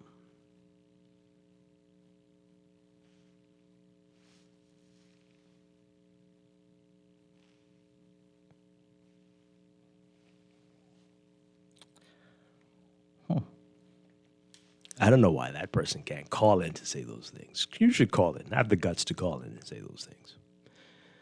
What do you think? What do you think, Laverne? What do you think of that? I think that I regret it. Oh, boy. I tell you, this is ridiculous. 51... They've had their 15 seconds to spew their venom. Mm-hmm. Let's continue. Yeah. 51 years in, if we can't handle our own affairs at this stage, we're in a very sad state in this country. I have faith in our Royal Bahamas Police Force. Okay. Okay, so I think this keeps coming up. Right? So I don't know if people understand why they're saying that you might need some international assistance, right? Because we all understand that there is a level of corruption in almost any organization. Right. Why people are saying that it might be helpful to have an international group come in is because you don't know how deep this goes or how high up it goes. Right. And it would be good to get those foreign eyes to take a look and see, like, okay, this isn't that bad. You guys can handle it. Yeah, go, right? We're out of here. Right. Or like, oh boy, you need to start from scratch. This is a mess. This is a real mess. And that is why. Not to take over, not to run the thing, but just to really get an understanding. Not to say that the police, that our officers cannot do it. They're incompetent in any way. But you need sometimes those independent eyes. And we do it, don't we do it just even amongst ourselves? Like, wouldn't you, if there's, well, I know I do it. If I'm looking at a situation, but I know that I'm emotionally or whatever connected to the situation, I will call someone and say, what do you think about this? Mm-hmm. Without giving them any kind of... Are you calling a foreigner, Laverne? Or is that what you're saying? I'm calling somebody from outside. Independent. Right. I'm calling somebody of that particular thing, and I'm asking them, you read this or listen to this and give me your thoughts. Right. Because I recognize that I'm listening to it, but I have biases, and we all do, right? Doesn't mean you're corrupt, but we all have biases. Yeah. Here's a text. We'll get to that caller in a bit. This person says here, the issue isn't directly wanting international intervention. The issue is, given the culture and behavior and identifying factors within our country, international support for this investigation is a must. This is what I was just saying. Notwithstanding the documented history and prevalence of corruption within and throughout the Bahamas, we know and understand the mentality within this society concerning the upper class and powerful and the assumed benefits concerning those connections. It amazed me how certain individuals automatically stated AI voice notes upon hearing these, or I guess they were saying that they thought these were AI doctored, maybe. Pay attention to those people and their connections within this country. Okay, interesting.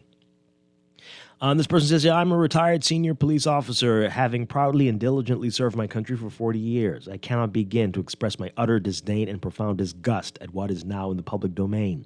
This is not a matter to be taken lightly and should be free from political interference. I, too, joined the call for a public commission of inquiry into these very serious allegations. Interesting. Okay. Let's take this call. Good morning. You're on the air.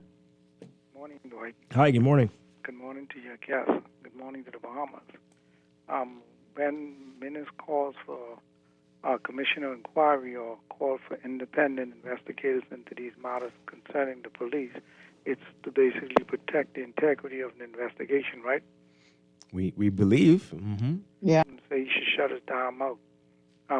He should watch how he really speaks as a senior politician towards another politician, the language he uses. He should. But not to say the fact when we talk about integrity, they also probably need an investigation into that situation with that king here and how it was landed in the middle of the night, okay, in Cook Island, and who brought the plane down was allegedly a police officer.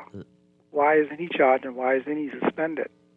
I'm not going to say anything else and tell them, this happened 1 month after they came to power. Yikes. Okay. Have a nice day. Thank you very much. All right. Boy. Yeah. Wow. Okay. Not this again. This is the same Negro person here. Fred Mitchell said, don't throw the baby out with the bathwater, but he's the same one who burnt the Constitution and sent the ashes to the father of the nation. He was ready to throw the whole country away. Well, come on. I mean, the Constitution really needs some adjustments. Yeah, really. That was then. Imagine now. Good Lord. Yeah. Is that against the law to burn the Constitution? What's the big deal? What's I gonna do? Is it? Whatever. Okay. Why in the world do we make sure a jury isn't related to an accused? It's the same premise for the need for outside investigators. Oh, because they're trying to make a point. Yeah, that's an interesting point there. Right. Yeah. And another texter sent a message. This is exactly why Crime Stoppers is not based. The calls are not taken in the Bahamas. They're taken in Florida. They said Houston. But anyway, other parts of the world, not here. The same reason. Because you don't want, and that's why some of you text instead of call, right? You don't want people to hear who you are, and then people say, oh, that was them doing that, and get yourself in trouble. We know exactly how this works. Let's take this call, then we got to take a break. Good morning, you're on the air. Dwight, I called back because somebody said that sake of the police, the government getting involved. The government responsible for the police from the sergeant up. The rest of them are, the ones with are sergeant down, they got somebody else responsible for them, but I can't remember the person who responsible now, but it's two different, what you would call operation or responsibility of operation. You see? Okay. You understand me? Thank you, Brayman. Thank you very much. Appreciate it. All right, let's read these as we go to the break here. This is a link, so no, we can't read that. Anyway, but hey, let's take the break. When we come back, a few more stories, and we're going to get to business and some news about the economy of New Providence and Grand Bahama. A lot more to talk about on this Thursday morning. This is Morning Blend on Guardian Radio 96.9. Stay with us. Come on! I tell you!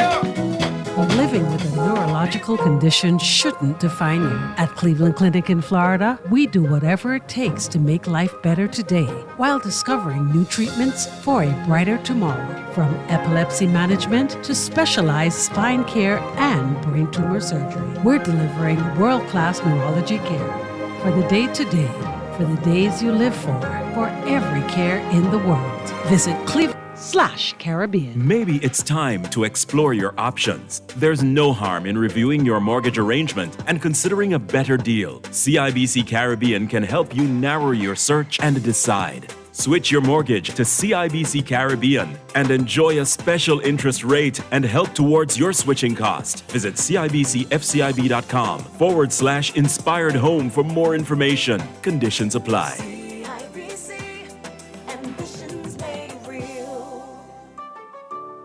Are you ready to elevate your day with a burst of flavor? Look no further than Dunkin', your ultimate destination for everything delicious. From our freshly brewed coffee that is sure to pick you up, to our signature frozen beverages that will cool you down. And don't forget our mouth-watering sandwiches, made to order all day.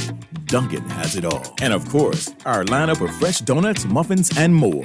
Dive into a world of yummy flavors at Dunkin' and bring joy to your day. The Bahamas runs on Dunkin'. Age ain't nothing but a number, they say. Whether you're a baby boomer or a Gen X, Y, or Z, Easy Car Sales invites you to be part of the new Generation E.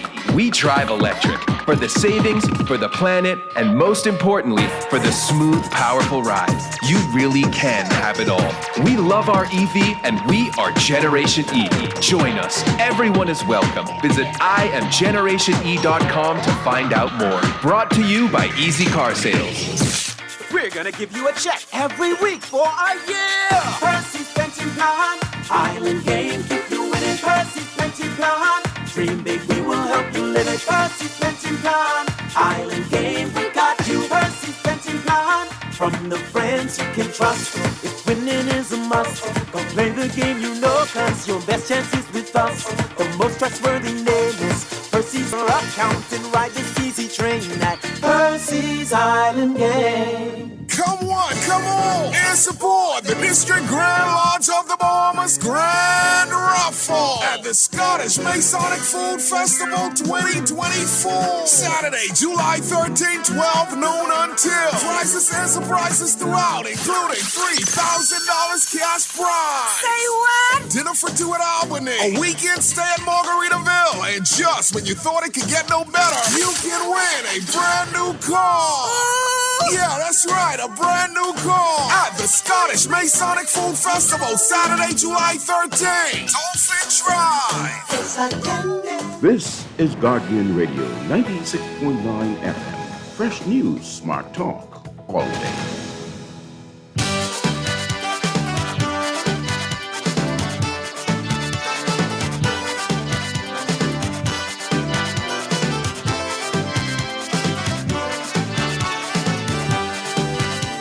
Sun comes up with a burning glow, shines down on paradise below. I'm talking about... We are back here with Morning Blend on Guardian Radio 96.9. Dwight Strachan along with Laverne Gardner. And some good news here. In the papers, the National Honors List, and they're all saying former slave, but I don't know what that means because Kate Moss died a slave. So former in that she's not alive anymore. Is that what we're doing? But she was a slave. She was always a slave. She died a slave, unfortunately. But anyway, they're calling her a former slave. Kate Moss, whose death at the hands of her slave masters added to growing calls for the abolition of slavery in the 1800s, topped the list of national honors announced by the Office of the Governor General on Independence Day.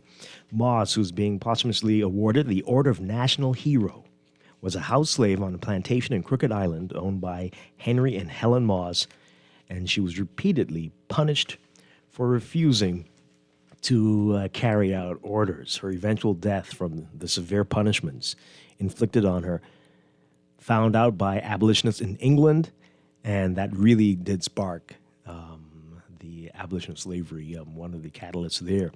So, according to the statement from the Governor General's office, Kate's death and her action against slavery became big news on both sides of the Atlantic in the late 1820s and 1830s, and it was used to strengthen the growing demand for the abolition of slavery, a movement in England led principally by William Wilberforce. Kate's actions to stand up for herself would become an act of defiance that was strong enough to make an impact on society and on the history of the Bahamas, and the world must never, and this must never be forgotten. And so the National Heroes Committee recognizes Kate Moss for her timely and determined courage demonstrated against racism and slavery. And of course, many others honored as well. More than 300 honored, the full list in today's Nassau Guardian. But let's talk about it. Talk about Kate. They called her Poor Black Kate, and it really did make news, and a lot of people use this story push for the abolition. And we have historians like Christopher Davis and Dr. Christopher Curry who talk about poor Black Kate all the time.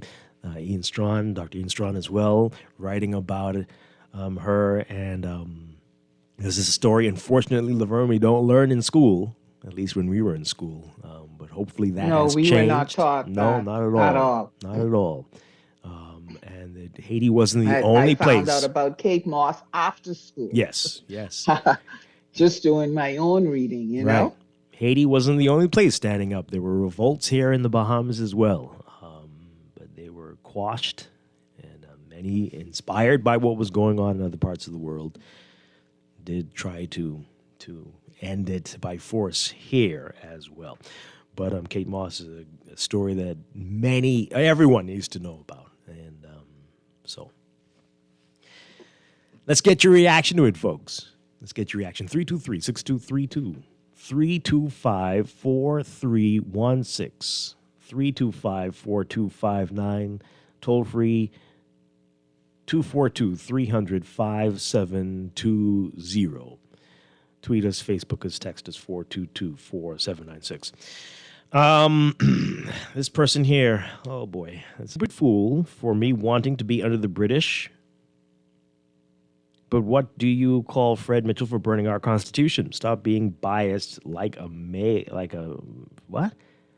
Stand up for something. Texter, I advise that you seek medical attention. You really, really need help. Seriously need serious attention. Wow. You're not well. Yeah, I am calling you that. For wanting to be under the British. Yes, you're ridiculous. And burning the Constitution needs to be adjusted severely. So biased? Is that a bias? Yeah, I'm biased against stupidity. Thank you. Okay. And you should probably stop listening to this show. How about that? Can you do that? And don't text. Don't call. Why don't you listen to the British radio or something? You can find it online. How about that? Ah, boy. This is the person who cannot stand Negroes. Anyway, good morning, caller. You're on the air. Morning, Dwight. How you doing? Well, I'm trying to make it. We got two members of parliament before the court. Should they be on guard? That's now what? What? Oh boy! Oh my goodness gracious! But these are private. Well, no, they're not really private matters. No, they're not private, Dwight. So boy. we can't say that. Go ahead. We can't say these are private. Go okay, ahead. but you see, here's the thing. They, I don't know. Well,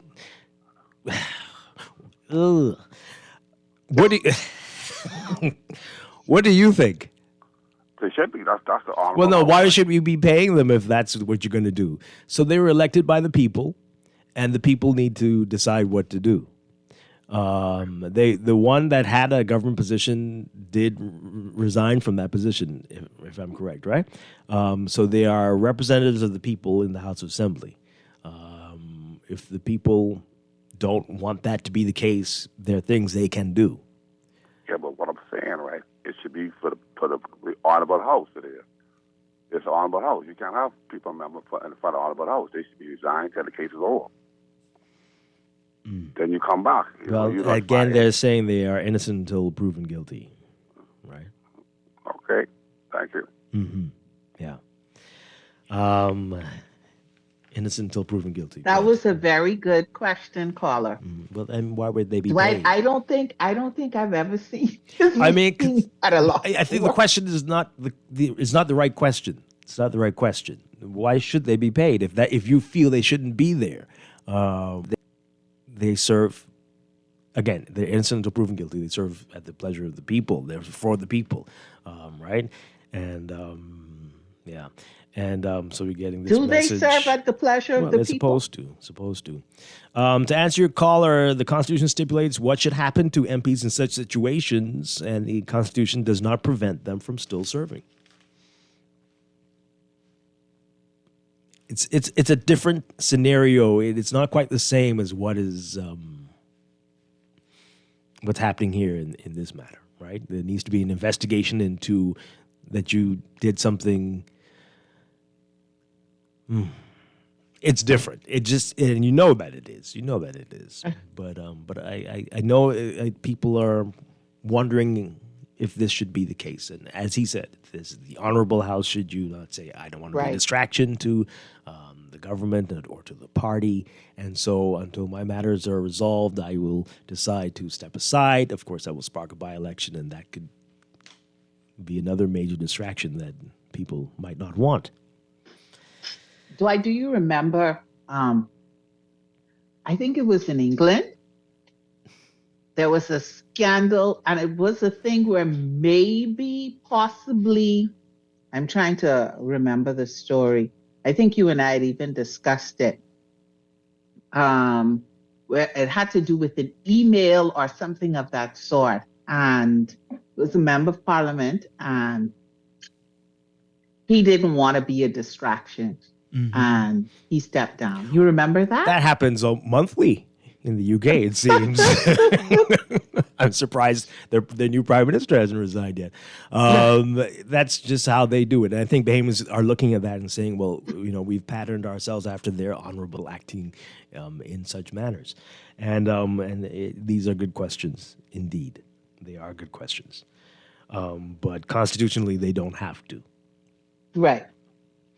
All right, some questions as we get ready to go to the break here. Our text, so the person I've just, our Negro friend who just, I said, please stop listening or whatever. They said, no, I will not stop listening and texting. I love annoying you and bringing out the feminist in you. Okay, great. Well, yes, you're doing a very good job of annoying me. You still need help, though. But carry on smartly, I guess. We'll see if I continue to read your messages. The purpose of garden leave is not to take away a salary. The purpose is to remove someone's influence while you investigate. If the person is innocent, they're restored. If guilty, they're fired. I see in today's paper that this is a different paper, the other paper there, that the families of two people who were murdered, both their families said they were aware of the voice notes currently circulating. In my humble opinion, outside help in investigating the corruption that's alleged, the media must be aggressive in making sure the story doesn't go away. Well, the media and the Bahamian people, right? Everybody. Back to Kate Moss. This person says that Kate was subjected to pepper being rubbed in her eyes. Yes, it's terrible what happened.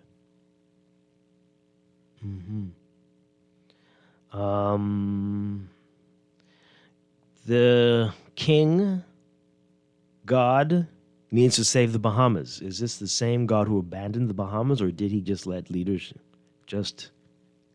leadership of, oh my goodness, I don't know what's happening. I can't follow. Why should an MP accused of moving funds have access to constituency allowances? It makes no sense. They should be sent on leave. Okay. Wow. Okay, we got one text about Kate Moss there, if you noticed correctly. I was thinking the same thing. I was like, are we not going to talk about Kate? Let's go to a break. We'll be back. This is Morning Blend on Guardian Radio 96.9. Stay with us. I could live my life far into yesterday. I'll talk with the great Pompey and Black Dick too. Oh, I'll chat with the Milo Butler and the great C.R. Walker, Sir Cecil Wallace Whitfield. I'll say, how do you do? Yeah. I'll find Dame Doris Johnson and Sir Randall Fox, El and C.C. Sweeting too. Oh, Mr. Timothy Gibson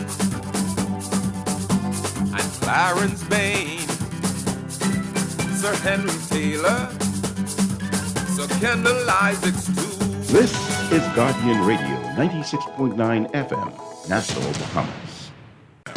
The views and opinions of the host and guests are their own and do not necessarily reflect the position of the management and staff of Guardian Network. Wake up, it's a new day. Wake up, it's a new day.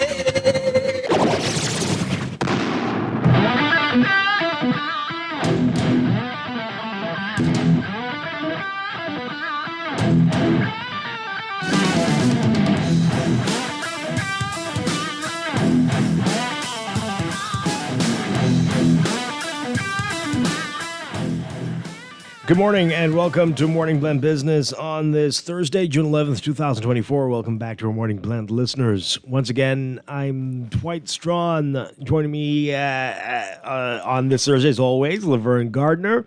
And this morning we're talking about some business news, some developments covered in today's papers. The big headline in the National Guardian, GDP growth in New Providence jumps 11%, but no meaningful growth for Grand Bahama's economy.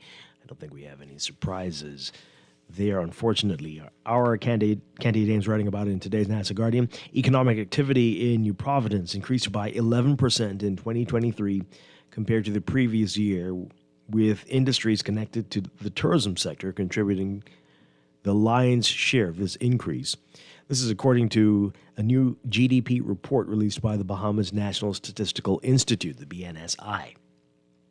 So, according to the report, the gross domestic product by island 2015 to 2023 report shows that just a marginal increase for Grand Bahama, which represented 10.8% of overall GDP for the country. Grand Bahama recorded GDP of $1.546 billion in 2023 compared to $1.530 billion in 2022. The data reflects the island's lack of any meaningful economic growth over the last several years. The $1.546 billion recorded last year is lower than the island's GDP in 2015, of $1.998 billion. It was $1.956 billion in 2017, $2.189 billion, and in 2018 it was $1.831 billion. In 2019, of course, you remember what happened in 2019, the year of Dorian, it was $1.947 billion. In 2020, it was $1.771 billion, and in 2021, $1.840 billion. The GDP for New Providence was unmatched when compared to any other year examined in the report. In 2023, New Providence represented 77% of the overall economy of the Bahamas, $11.028 billion.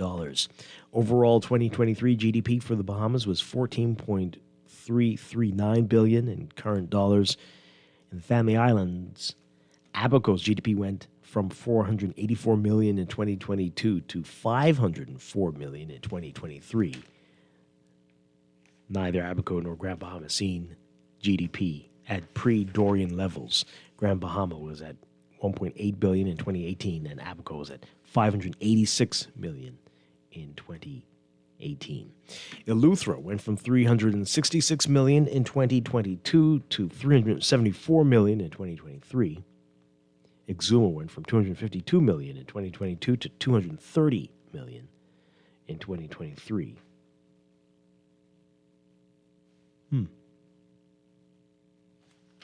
Down. It's interesting. And Bimini and the Berry Islands went from $172 million in 2022 to $212 million in 2023. Andros went from $113 million in 2022 to $129 million in 2023. Cat Islands in Salvador and Rum Key went from $50 million in 2022. Last year, Maguana, Acklands, Crooked Island, and Agua went from $130 million in 2022 to $161 million last year. And Long Island went from $66 million in 2022, also going down to $61 million in 2023. The other Family Islands had GDP of $36 million in 2022 that remained unchanged. In 2023, the Family Islands collectively had a GDP of $1.765 billion, 12.3% of the country's total GDP. All right, but again, the big story is Abaco and Grand Bahama, especially Grand Bahama, and the challenges both islands are facing, especially Grand Bahama, since Dorian. since Dorian. And Laverne, I'm sure you are very much aware of this, seeing this every day. That's why I want to ask you, is this a big story or is this just a continuing story? I guess it's both. But, It's a continuing story. Yeah. Yeah. Yeah, highlighting that something dramatic has to be done to reverse this and to get things going in the right direction. Who has the answer? Do we know what the answer is? What needs to be done here? Excuse me. I'm not sure that anybody has the answer. Maybe C. Allen. But outside of him, I'm not sure that those who are occupy those spaces know the answer. I think we're just trying to try everything and hoping something sticks. I suspect there are people with answers. I just think that people might not like the answers. And out of the box we might need to get to turn things around for Grand Bahama and some of these other islands as well. Are we willing to go there? Do we think we'll be compromising principles and morals to pursue opportunities that could really shake things up for the country? Often we're not radical by nature, though, Dwight. Yeah. So it's not even a matter of liking. I don't even think that when these ideas are presented, I don't know if they are even accepted simply because by nature we're not a radical people. I mean, we talk a lot. Hey, we listen. We will talk it. But there's always the translating that talk into action. Yeah, well, but then we're going to have to stop talking, right? Either you'll accept that you're conservative when it comes to the economy, in the way that you think and how you should, what you should pursue, or you're really willing to take risks and expand beyond what you've been doing for 50 to 100 years. At some point, we're going to have to wake up and say, it's time for us to pivot. When will we get it? It's past time. It's been past time. Yeah, exactly. It's past time. Let's get your reaction to this, folks. And there's more from the BNSI. We're going to get to that in a bit. But let's get your reaction to what you're hearing here. No surprises, but really need to be paying attention that we're flat in many ways. And we've been doing the same thing. The most radical ideas that we see, I mean, what are they involving? Things that might have an environmental impact. But otherwise, these are all pretty similar. Or doing in the future, it's really not that very different from what we're known for. And is that the challenge here? Give us a call, 323-6232, 325-4316, 325-4259, toll free, 242-300-5720. Tweet us, Facebook us, text us, 422-4796. Yeah. I'm surprised at the number for Luther. It's not much of a fall off, but I would think they're on a just nonstop boom, boom, boom. But, right. But who knows the impact, the true impact of the pandemic and some limited resources on the island as well when it comes to, we know that's been a challenge with the utilities, with the internet and all those things can hold you back. All of those things impact and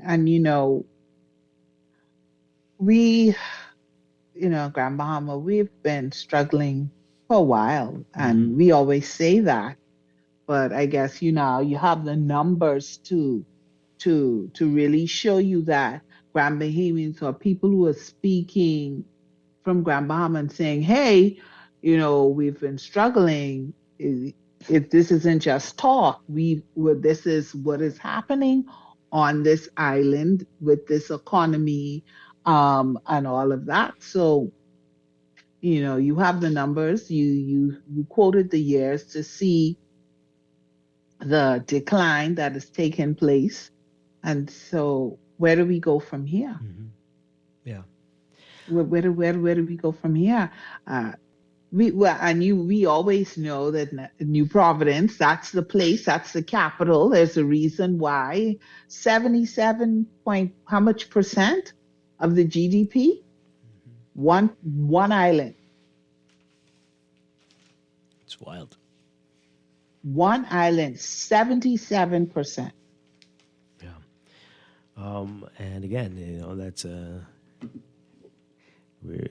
sayings have been coming up quite a bit this morning, but this is the proverbial putting all your eggs in one basket scenario. Literally. Yeah. Literally. Yeah. We are, and we've known that for a long time that we're in danger. But hey, let's take this call. See what this caller has to say. You're on the air. Good morning. Morning. Hi. Morning, Dwight. I think the answer is very simple. Just join Freeport and Abaco together. Make sure one can walk from Abaco to Freeport and stop looking for that tourism dollar. Do something different. What else different could we do? I hang up in this. Wait, do you have any ideas? We want to hear from people. I should just connect the island. Somehow, bridge or tunnel or somehow. What would just that connect the island so that Okay, and the then once we do that, yeah, what will that do? What does that do? What would that do? No, I'm asking you. Okay, once they're connected, let's say we get the bridge. Listen to me. The Wild Wild West is connected by the railroad. All right? That's the only thing that created the Wild Wild West. So, ain't nothing new under the sun. If we want to create economies and create our communities, we need to make transportation or ways that we can get to places. And the only thing we haven't been doing is catering to Bahamian people. If one can walk from Cooperstown to West End, I think I think that would explode the economy because business alone will come along those lines. And I think we're just waiting on that tourism dollar. And that's the sad thing. We ain't looking as far. Okay. All right. I hang up. Thank you very much. I don't think it's people have been talking about it for years. Right. It's not a horrible idea if it's Right. I'm physically not knocking possible. the idea. I just wanted him to kind of expand. Okay, when you connect this, when you create this bridge, then what happens? Yeah. We're connecting it. So what happens? We get what? By connecting the bridge, we have people from Grand Bahama getting into Abaco, people from Abaco getting into Grand Bahama. There's opportunities now for businesses to come together.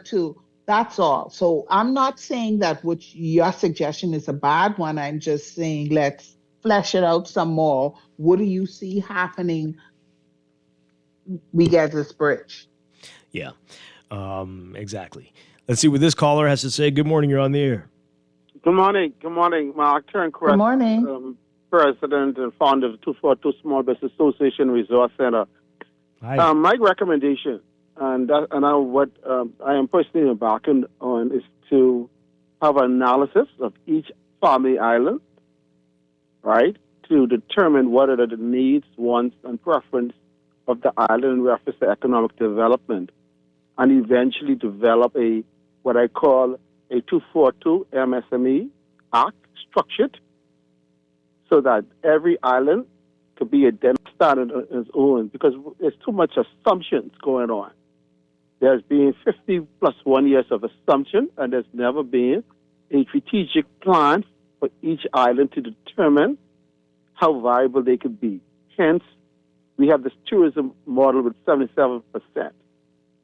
So I will be doing from July 15th to June 25th of next year a full economic research on each island. I personally go into all islands, spend a couple of days over there, each island, to determine, and then I will report my findings to the government and all stakeholders who are in the MSC ecosystem, because I'm tied for basis for 22 years, and these exemptions over 5 years, government changes and everything. So we need analysis and interview these people to determine what is the most important strategies to get towards sustainability, consistency, and comprehensive development. I'm tired of this now. Okay? So, and the report is going to be finished next year, June 2025, God's willing, and let's end the madness. Okay, Marco, keep us posted on that. Thank you very much. Yeah. Appreciate it. Yeah, that's an excellent initiative. All right.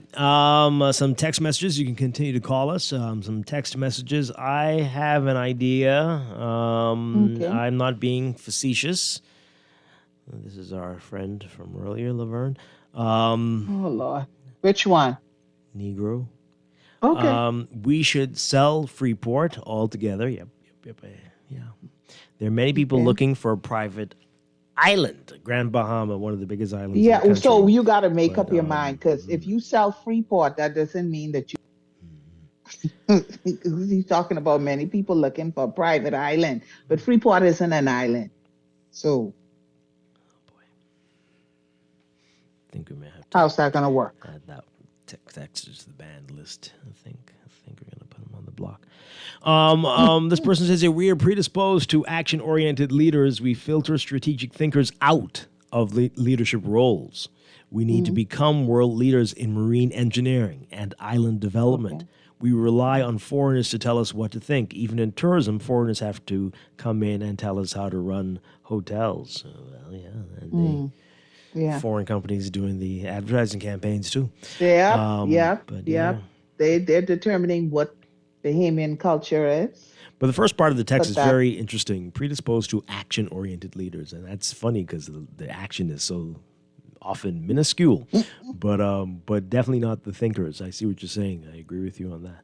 Huh. Yeah. Well, I don't think they're required. Again, we don't ever have debates. We don't know who the characters, who are the folks coming around, the candidates. Yes, characters, candidates.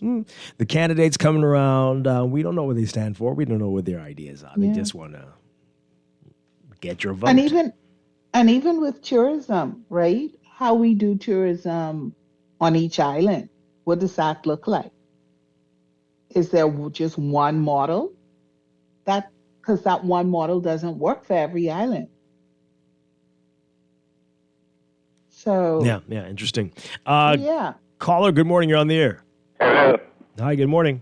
Good morning, Dwight. How you doing? Doing well. I can hardly hear you, but anyway. Dwight, I listened to the gentleman that just called a while ago that's going to do this study and pass it over to the government next year. And they've been tired about this for over 50-something years. So he'd be tired of it next year. Nothing can change. Dwight, look here. See, the problem is we keep riding away from the truth. The lady with you, your guest host, says the percentage of the GDP that's in one island, New Providence, is central. Look at the island of New Providence as it stands, right in the middle of the Bahamas, to the northwest side of it. But it's shielded by all the islands around it, with the harbors and what we call the flats. The foreigners come into New Providence for a particular reason. The main airport is here. The main hotels are here. The main hospital is here. Everything is here. Even all of our leaders who came in from out islands, although we are all Bahamians, we got the right to do what we have to do and live where we want to live. But everybody's come from the out islands into New Providence, one by one, bring the children, bring the family, fulfill their education after high school. Then they go up to university, meet somebody right over there, or they meet somebody from a different island back in New Providence. Mm-hmm. Everybody back in New Providence. So now New Providence is taking the brunt of the population, while one of the fourth biggest island in the Caribbean, Andros, lives to the west of us, and only 3,000 people on Andros. They don't want to build about it. They want to keep it the way it is. It's a plan to keep it the way it is. If you keep all the crabs in one basket, you can watch the crabs.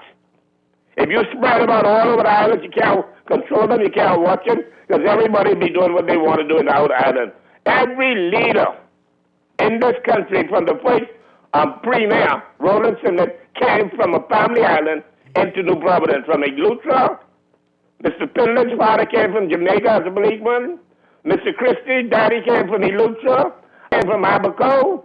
Brad Davis came from Cat Island. Everybody came to the capital. I was born in Chittenden, so I didn't come from nowhere. I don't have no family in no Rhode Island, no residence, no property. I was from the capital. And as I grew up over 73 years, I watched New Providence change. Then Surrey drivers used to come over Federal Hill, the tourists into the valley. Then the Surrey drivers used to bring I think tourists you're drifting now, Sparky. But we get your point. Yes, absolutely. But we've got to take a stand as well, right? We've got to take a stand. We have to say we don't want to end up with a situation where 98% of the population, we're very close already, 98% of the population is living on New Providence, and this is it. And, right, we don't want this, whether that's somebody's plan or not. We've got to figure out a way. And I think people do have the ideas. We just aren't willing to listen to them. All right, so my apologies. Laverne, I got it. This is not the person who said that, the one with Freeport. That's not the person who said they don't trust Negroes. I apologize to that racist person.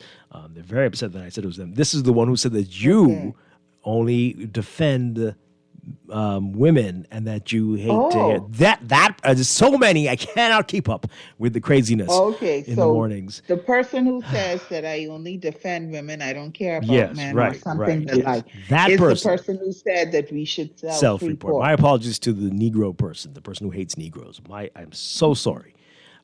This is the woman hater. So they're saying, I always refer to Freeport as Grand Bahama. Let me rephrase my statement. We need to sell Grand Bahama and hand this island over to a foreigner. When you have a girl that is taking your money, you got to get rid of her. So I'm just going to throw this phone in the garbage. I don't have the energy for this. Have this day be a holiday, because this is madness. This is madness. What's going on here? And again, oh my goodness gracious. Okay. So there you have it. That's a solution. That's, you mess up something and then you just give it away. Once you, right? That's how you treat your cars around here, Bahamians. You drive it into the ground and then like, you know what? Now I got to sell this. Yeah. I got me another one. Or in his case, we just sell Grand Bahama and no, you don't need another one. Yeah. Wow. This person says here, my view on independence.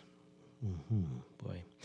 Now, realize that the politicians just don't get it. Our nation's economic health depends on our moral health. I live on Grand Bahama, so I will speak to the residents of this island. Yesterday, on Independence Day, I rode around Grand Bahama, and it is conclusively proven that Grand Bahama will die if it continues to be left to the Grand Bahama Port Authority, Hutchison-Whampoa, and the Bahamas government.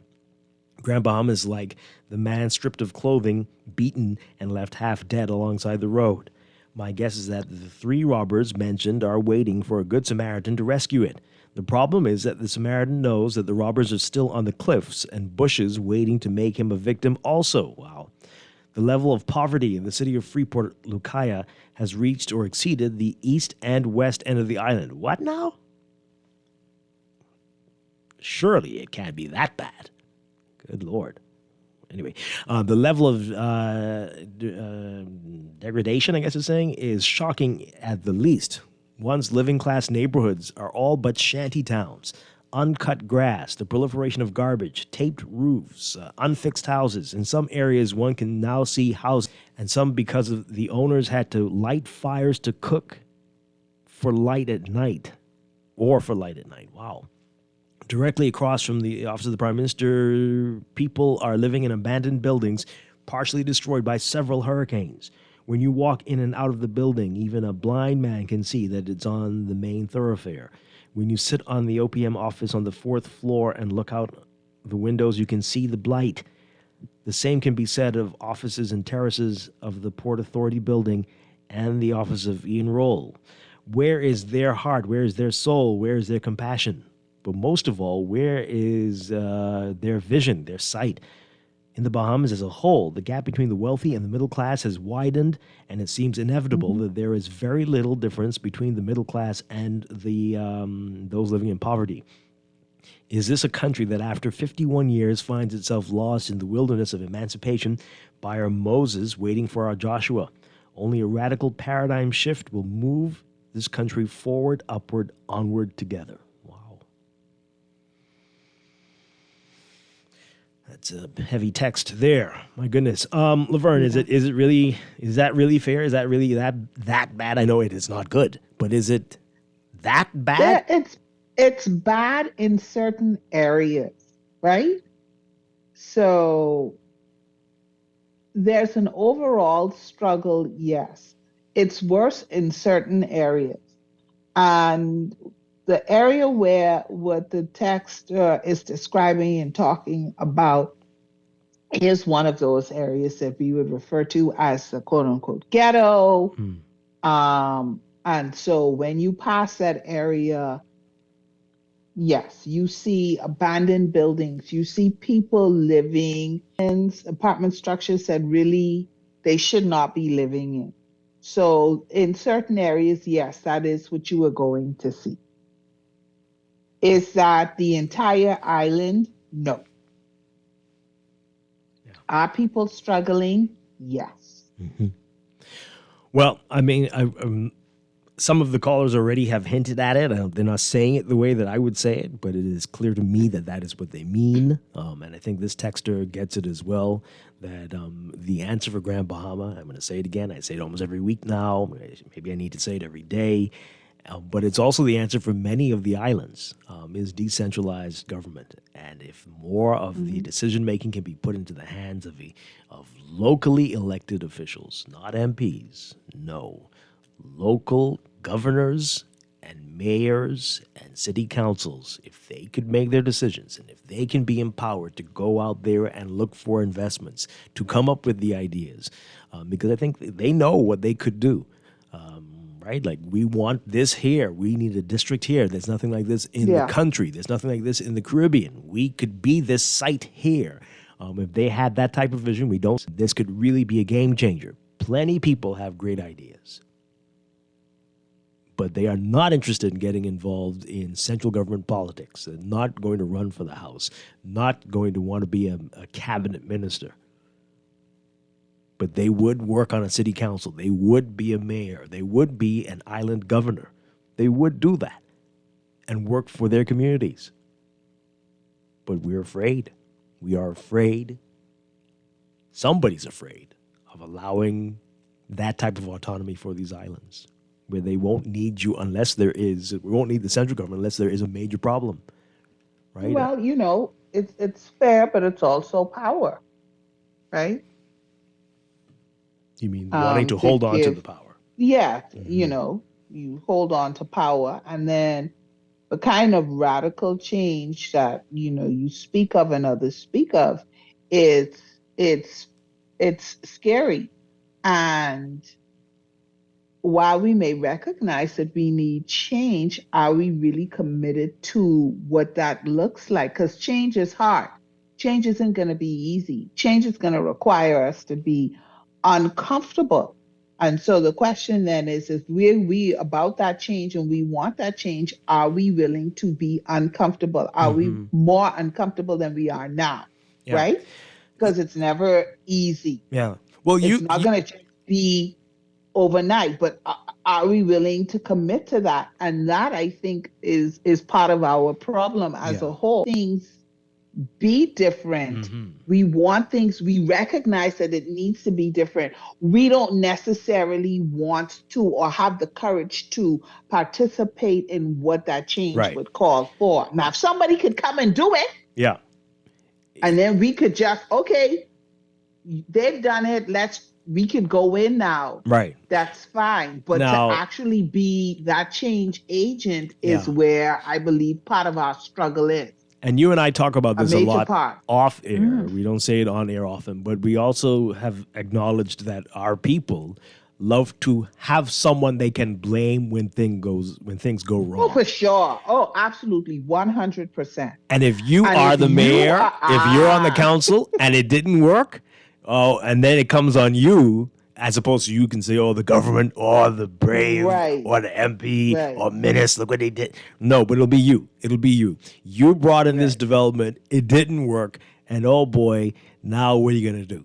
And yeah, a lot of people like to sit back and be the armchair quarterback, right? And just like say, look at that. That's Monday morning, Tuesday morning, all day long, but they won't be on the field on Sunday at all ever. They just love to knock everything that somebody tries, and that's we're gonna have to overcome that. Right. Put your hands, your feet, everything where your mouth is. I guess is that the right way I'm saying it? Anyway, let's talk. More action.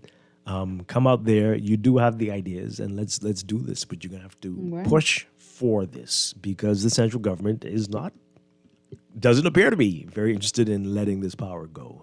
And they aren't hearing enough people say that it's time for you all to step back and really manage the big issues. Let us deal with these smaller communities.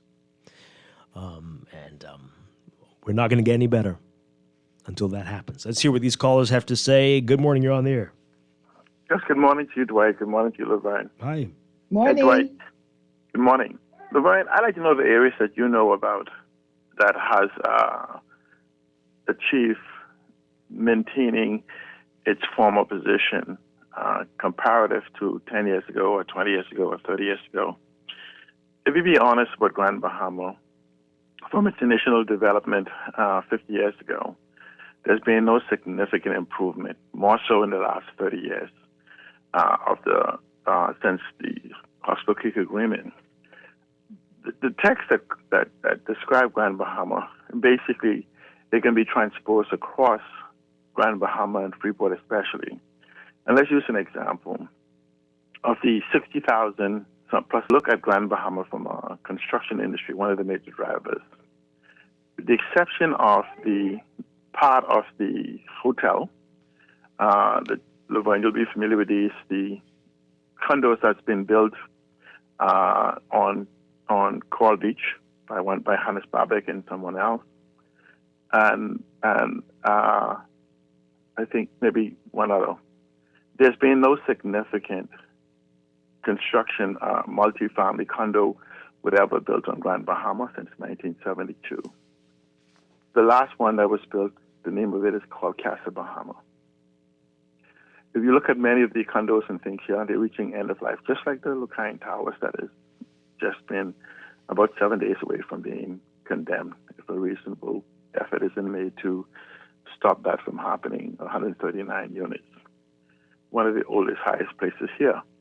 The homes in Grand Bahama, there's been no major construction. It's been touch and go, touch and go, touch and go.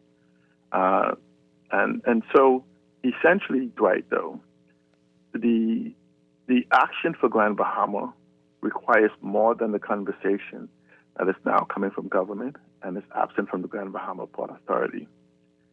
It requires a paradigm shift, just like the person says. It requires a new economic model. For 15 plus years, maybe as much as 2 decades, I've spoken on the radio and television from day one of your station opening. I've said that Grand Bahama, we can be, you spoke today about the GDP, where every single year we need to have about 6-7% growth from a country-wise, not from island by island, for the fuller country. And we're now talking about pre-Dorian growth. But we need a total paradigm shift in the way we do. I've challenged economists and other people to say, show me a plan where economic growth that is needed in the Bahamas can be achieved without Grand Bahama playing a central role. But in the aspect that you spoke about of this local government, it has been envisioned since August of 1990 that it would happen under the Hawkesbury Creek Agreement. But as we talk right now about the things that we need to do in Grand Bahama, is that you would need about 25 to 30 different laws that has to be changed and modified. There's been nothing happened. Grand Bahama is like a person that has just been shot in the head, and everything that has been discussed for the last 10 years is like God's part that you're putting on the gunshot wound. And slowly this patient is bleeding out. You talk about the digital economy, the aquamarine economy, the climate, these variations of economy. But no one says how. Not just for Grand Bahama, for the Bahamas, because when Grand Bahama dies, it's like, cancer that is, what do they call it, metabolized or something of that sort. It will carry the rest of the Bahamas. And I'm simply saying, Dwight, if we really want to talk about the change, because under the Hawkesbury Creek Agreement, what I said to you, the Hawkesbury Creek Agreement envisions nothing can happen in Freeport that doesn't happen in the Bahamas everywhere. And the things that we keep demanding, such as land registry, such as local government, such as all of these things, has already been put in the Hawkesbury Creek Agreement that we have been choosing to ignore for decades. Yeah. Okay. But we never want to talk about Freeport or Grand Bahama in context. You just talk about it, that place is suffering, that place or whatever. When the Hawkesbury Creek Agreement is an agreement between born and unborn, the licensees and the Grand Bahama Port Authority. It's not a Freeport agreement. It's an agreement that focuses on Freeport, but it's an agreement between the Bahamas. The government is a trustee for all Bahamians. Yeah. And so we just need to have, we are an economy in crisis. We are ignoring the 21st century. And until we have an actual conversation of where we are and where we need to be, we will continuously come back again and again and again. But if you talk about Grand Bahama in its proper context, you will see the failure of governing. Absolutely. At minimum. All right. For the last 20 years. Thank you so much, Leon. Appreciate it. Let's take this call really quickly. Got a few messages and we still have to take a break. Good morning. You're on the air. Really quickly, please. Hi, good morning. Are you there? We hear something, but no. Okay. This texter says, this is why we need a master plan for each island created by the residents of the Family Islands and providing economic incentives for relocation and development of the Family Islands and decentralization of government ministries. If a natural disaster strikes New Providence, our entire country is at risk. This is another text. There are only a few ways economies grow, that is through tourism, through manufacturing, and through intellectual services. I do not see how we will ever be able to be a manufacturing hub as the labor market is too small and salaries are too high. We already have tourism. That leaves intellectual services, but we're not even doing tourism as well as we could be. So let's remember that. Anyway, that leaves intellectual services. There is, however, a major barrier if you don't have the capital. As soon as you give an idea that sounds like it could generate big money to anyone in this country, and I mean anybody, if they have the resources and they don't have a prior good relationship with you, they will steal it. Have your idea to yourself. Everybody's trying to make it by any means necessary. That's where we are in 2024. I think there are a few other pillars that you could really make a big name for yourself on. There's quite a few, a lot more, especially with the orange economies that we haven't tapped into. This person says here, we don't have a body of knowledge for our processed in the what now? What's happening here? Our lawyers have to get qualified in country. Which other professional qualification is local that a foreign qualification doesn't trump? We do not learn. I'm sorry. What are they saying? That we should? Not sure what's happening. Are they? I was trying to understand it. Are they saying that we should have all of our educational needs met here in country? No clue. Anyway, what's with the weak, defeated mindset of some of your texters? They are worse than the politicians that they oppose. Oh, boy. We need to move a few ministries to the Family Islands. We've been talking about that for years. Of course, that can't be things. Those people need living arrangements, so construction and rental occupancy increases. Those people will need food and entertainment, so those areas of the respective economy will grow too. Simultaneously, congestion reduces in New Providence, and with less demand, you might see rental costs come down here over time. PPPs for ferry systems to be owned or captained by young folks in our maritime academy. Consider a ferry system to Andros, for example, that allows people to quickly communicate or commute, I think they're trying to say, commute on a weekend back and forth for leisure and work. your agreements can be structured like a mortgage where the government gets the most of its money back in the early years with full ownership transferring to the private owner in about 5 years. Give the family islands autonomy like a republic. And let's change the governing structure. Did you send that text No, I didn't yourself? send that. I didn't send that. I'm just kidding, But Dwight. but republic's not the right word you mean. But you mean like a federation, like a federation. I think that's what you mean. Republic is another thing which we do need to think about. But a federation is more of what you had in mind. Anyway, and let's change the governing structure to vote for a prime minister separately. Now you're talking republic. That's a president. Separately from the local representatives and ministers. That will give way to picking the right people for the respective job versus the party with the desired leader. Yes, absolutely agree. None of these things create an immediate fix, but rather create a system for long-term change and growth. Yep, fiction, absolutely. Speaking of bath water, there's a text. Is the water back on in Long Island? Yes, wow. that was earlier. They say that they've got it. They've got the issues sorted out. And this text here: Grand Bahama will never see change until these governments are gone. And anyone insinuating that the attempted murder was planned is an idiot.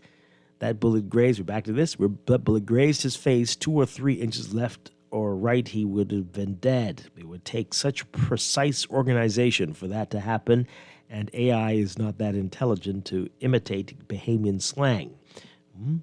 We've known for years it's dangerous to be a witness or present evidence after so many have been killed. Now the difference is we know who the culprits are, and if it happens to be the police force, it is what it is. The rat will never reveal who stole the cheese. We need external forces to investigate the police force. Okay. They got everything in there. Everything there in our final text. All right. Well, be sure to pick up today's Guardian newspaper, the business section. It's got more on that BNSI report, including about accommodations and food services up $700 million in 2023. Yikes. And a whole lot more in today's Guardian business section. Brought to you in part by Seafowl, growing wealth for future generations. Laverne Gardner, thank you so much for being with us today. Always a pleasure. Always a pleasure. Quite a mental workout of a show today.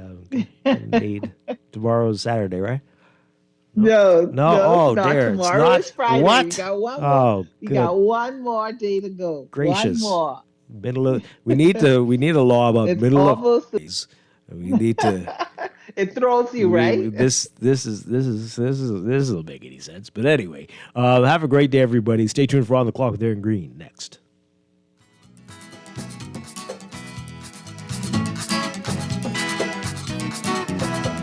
Let's go through the Bahamas, have fun with me. Lots to do and lots to see. Many islands to pick and choose. You may fly or take a cruise. I'll take you to Nassau, the capital. Watch a Junkanoo festival. Then to Gat Island, eat flour cake. Watch quadrille.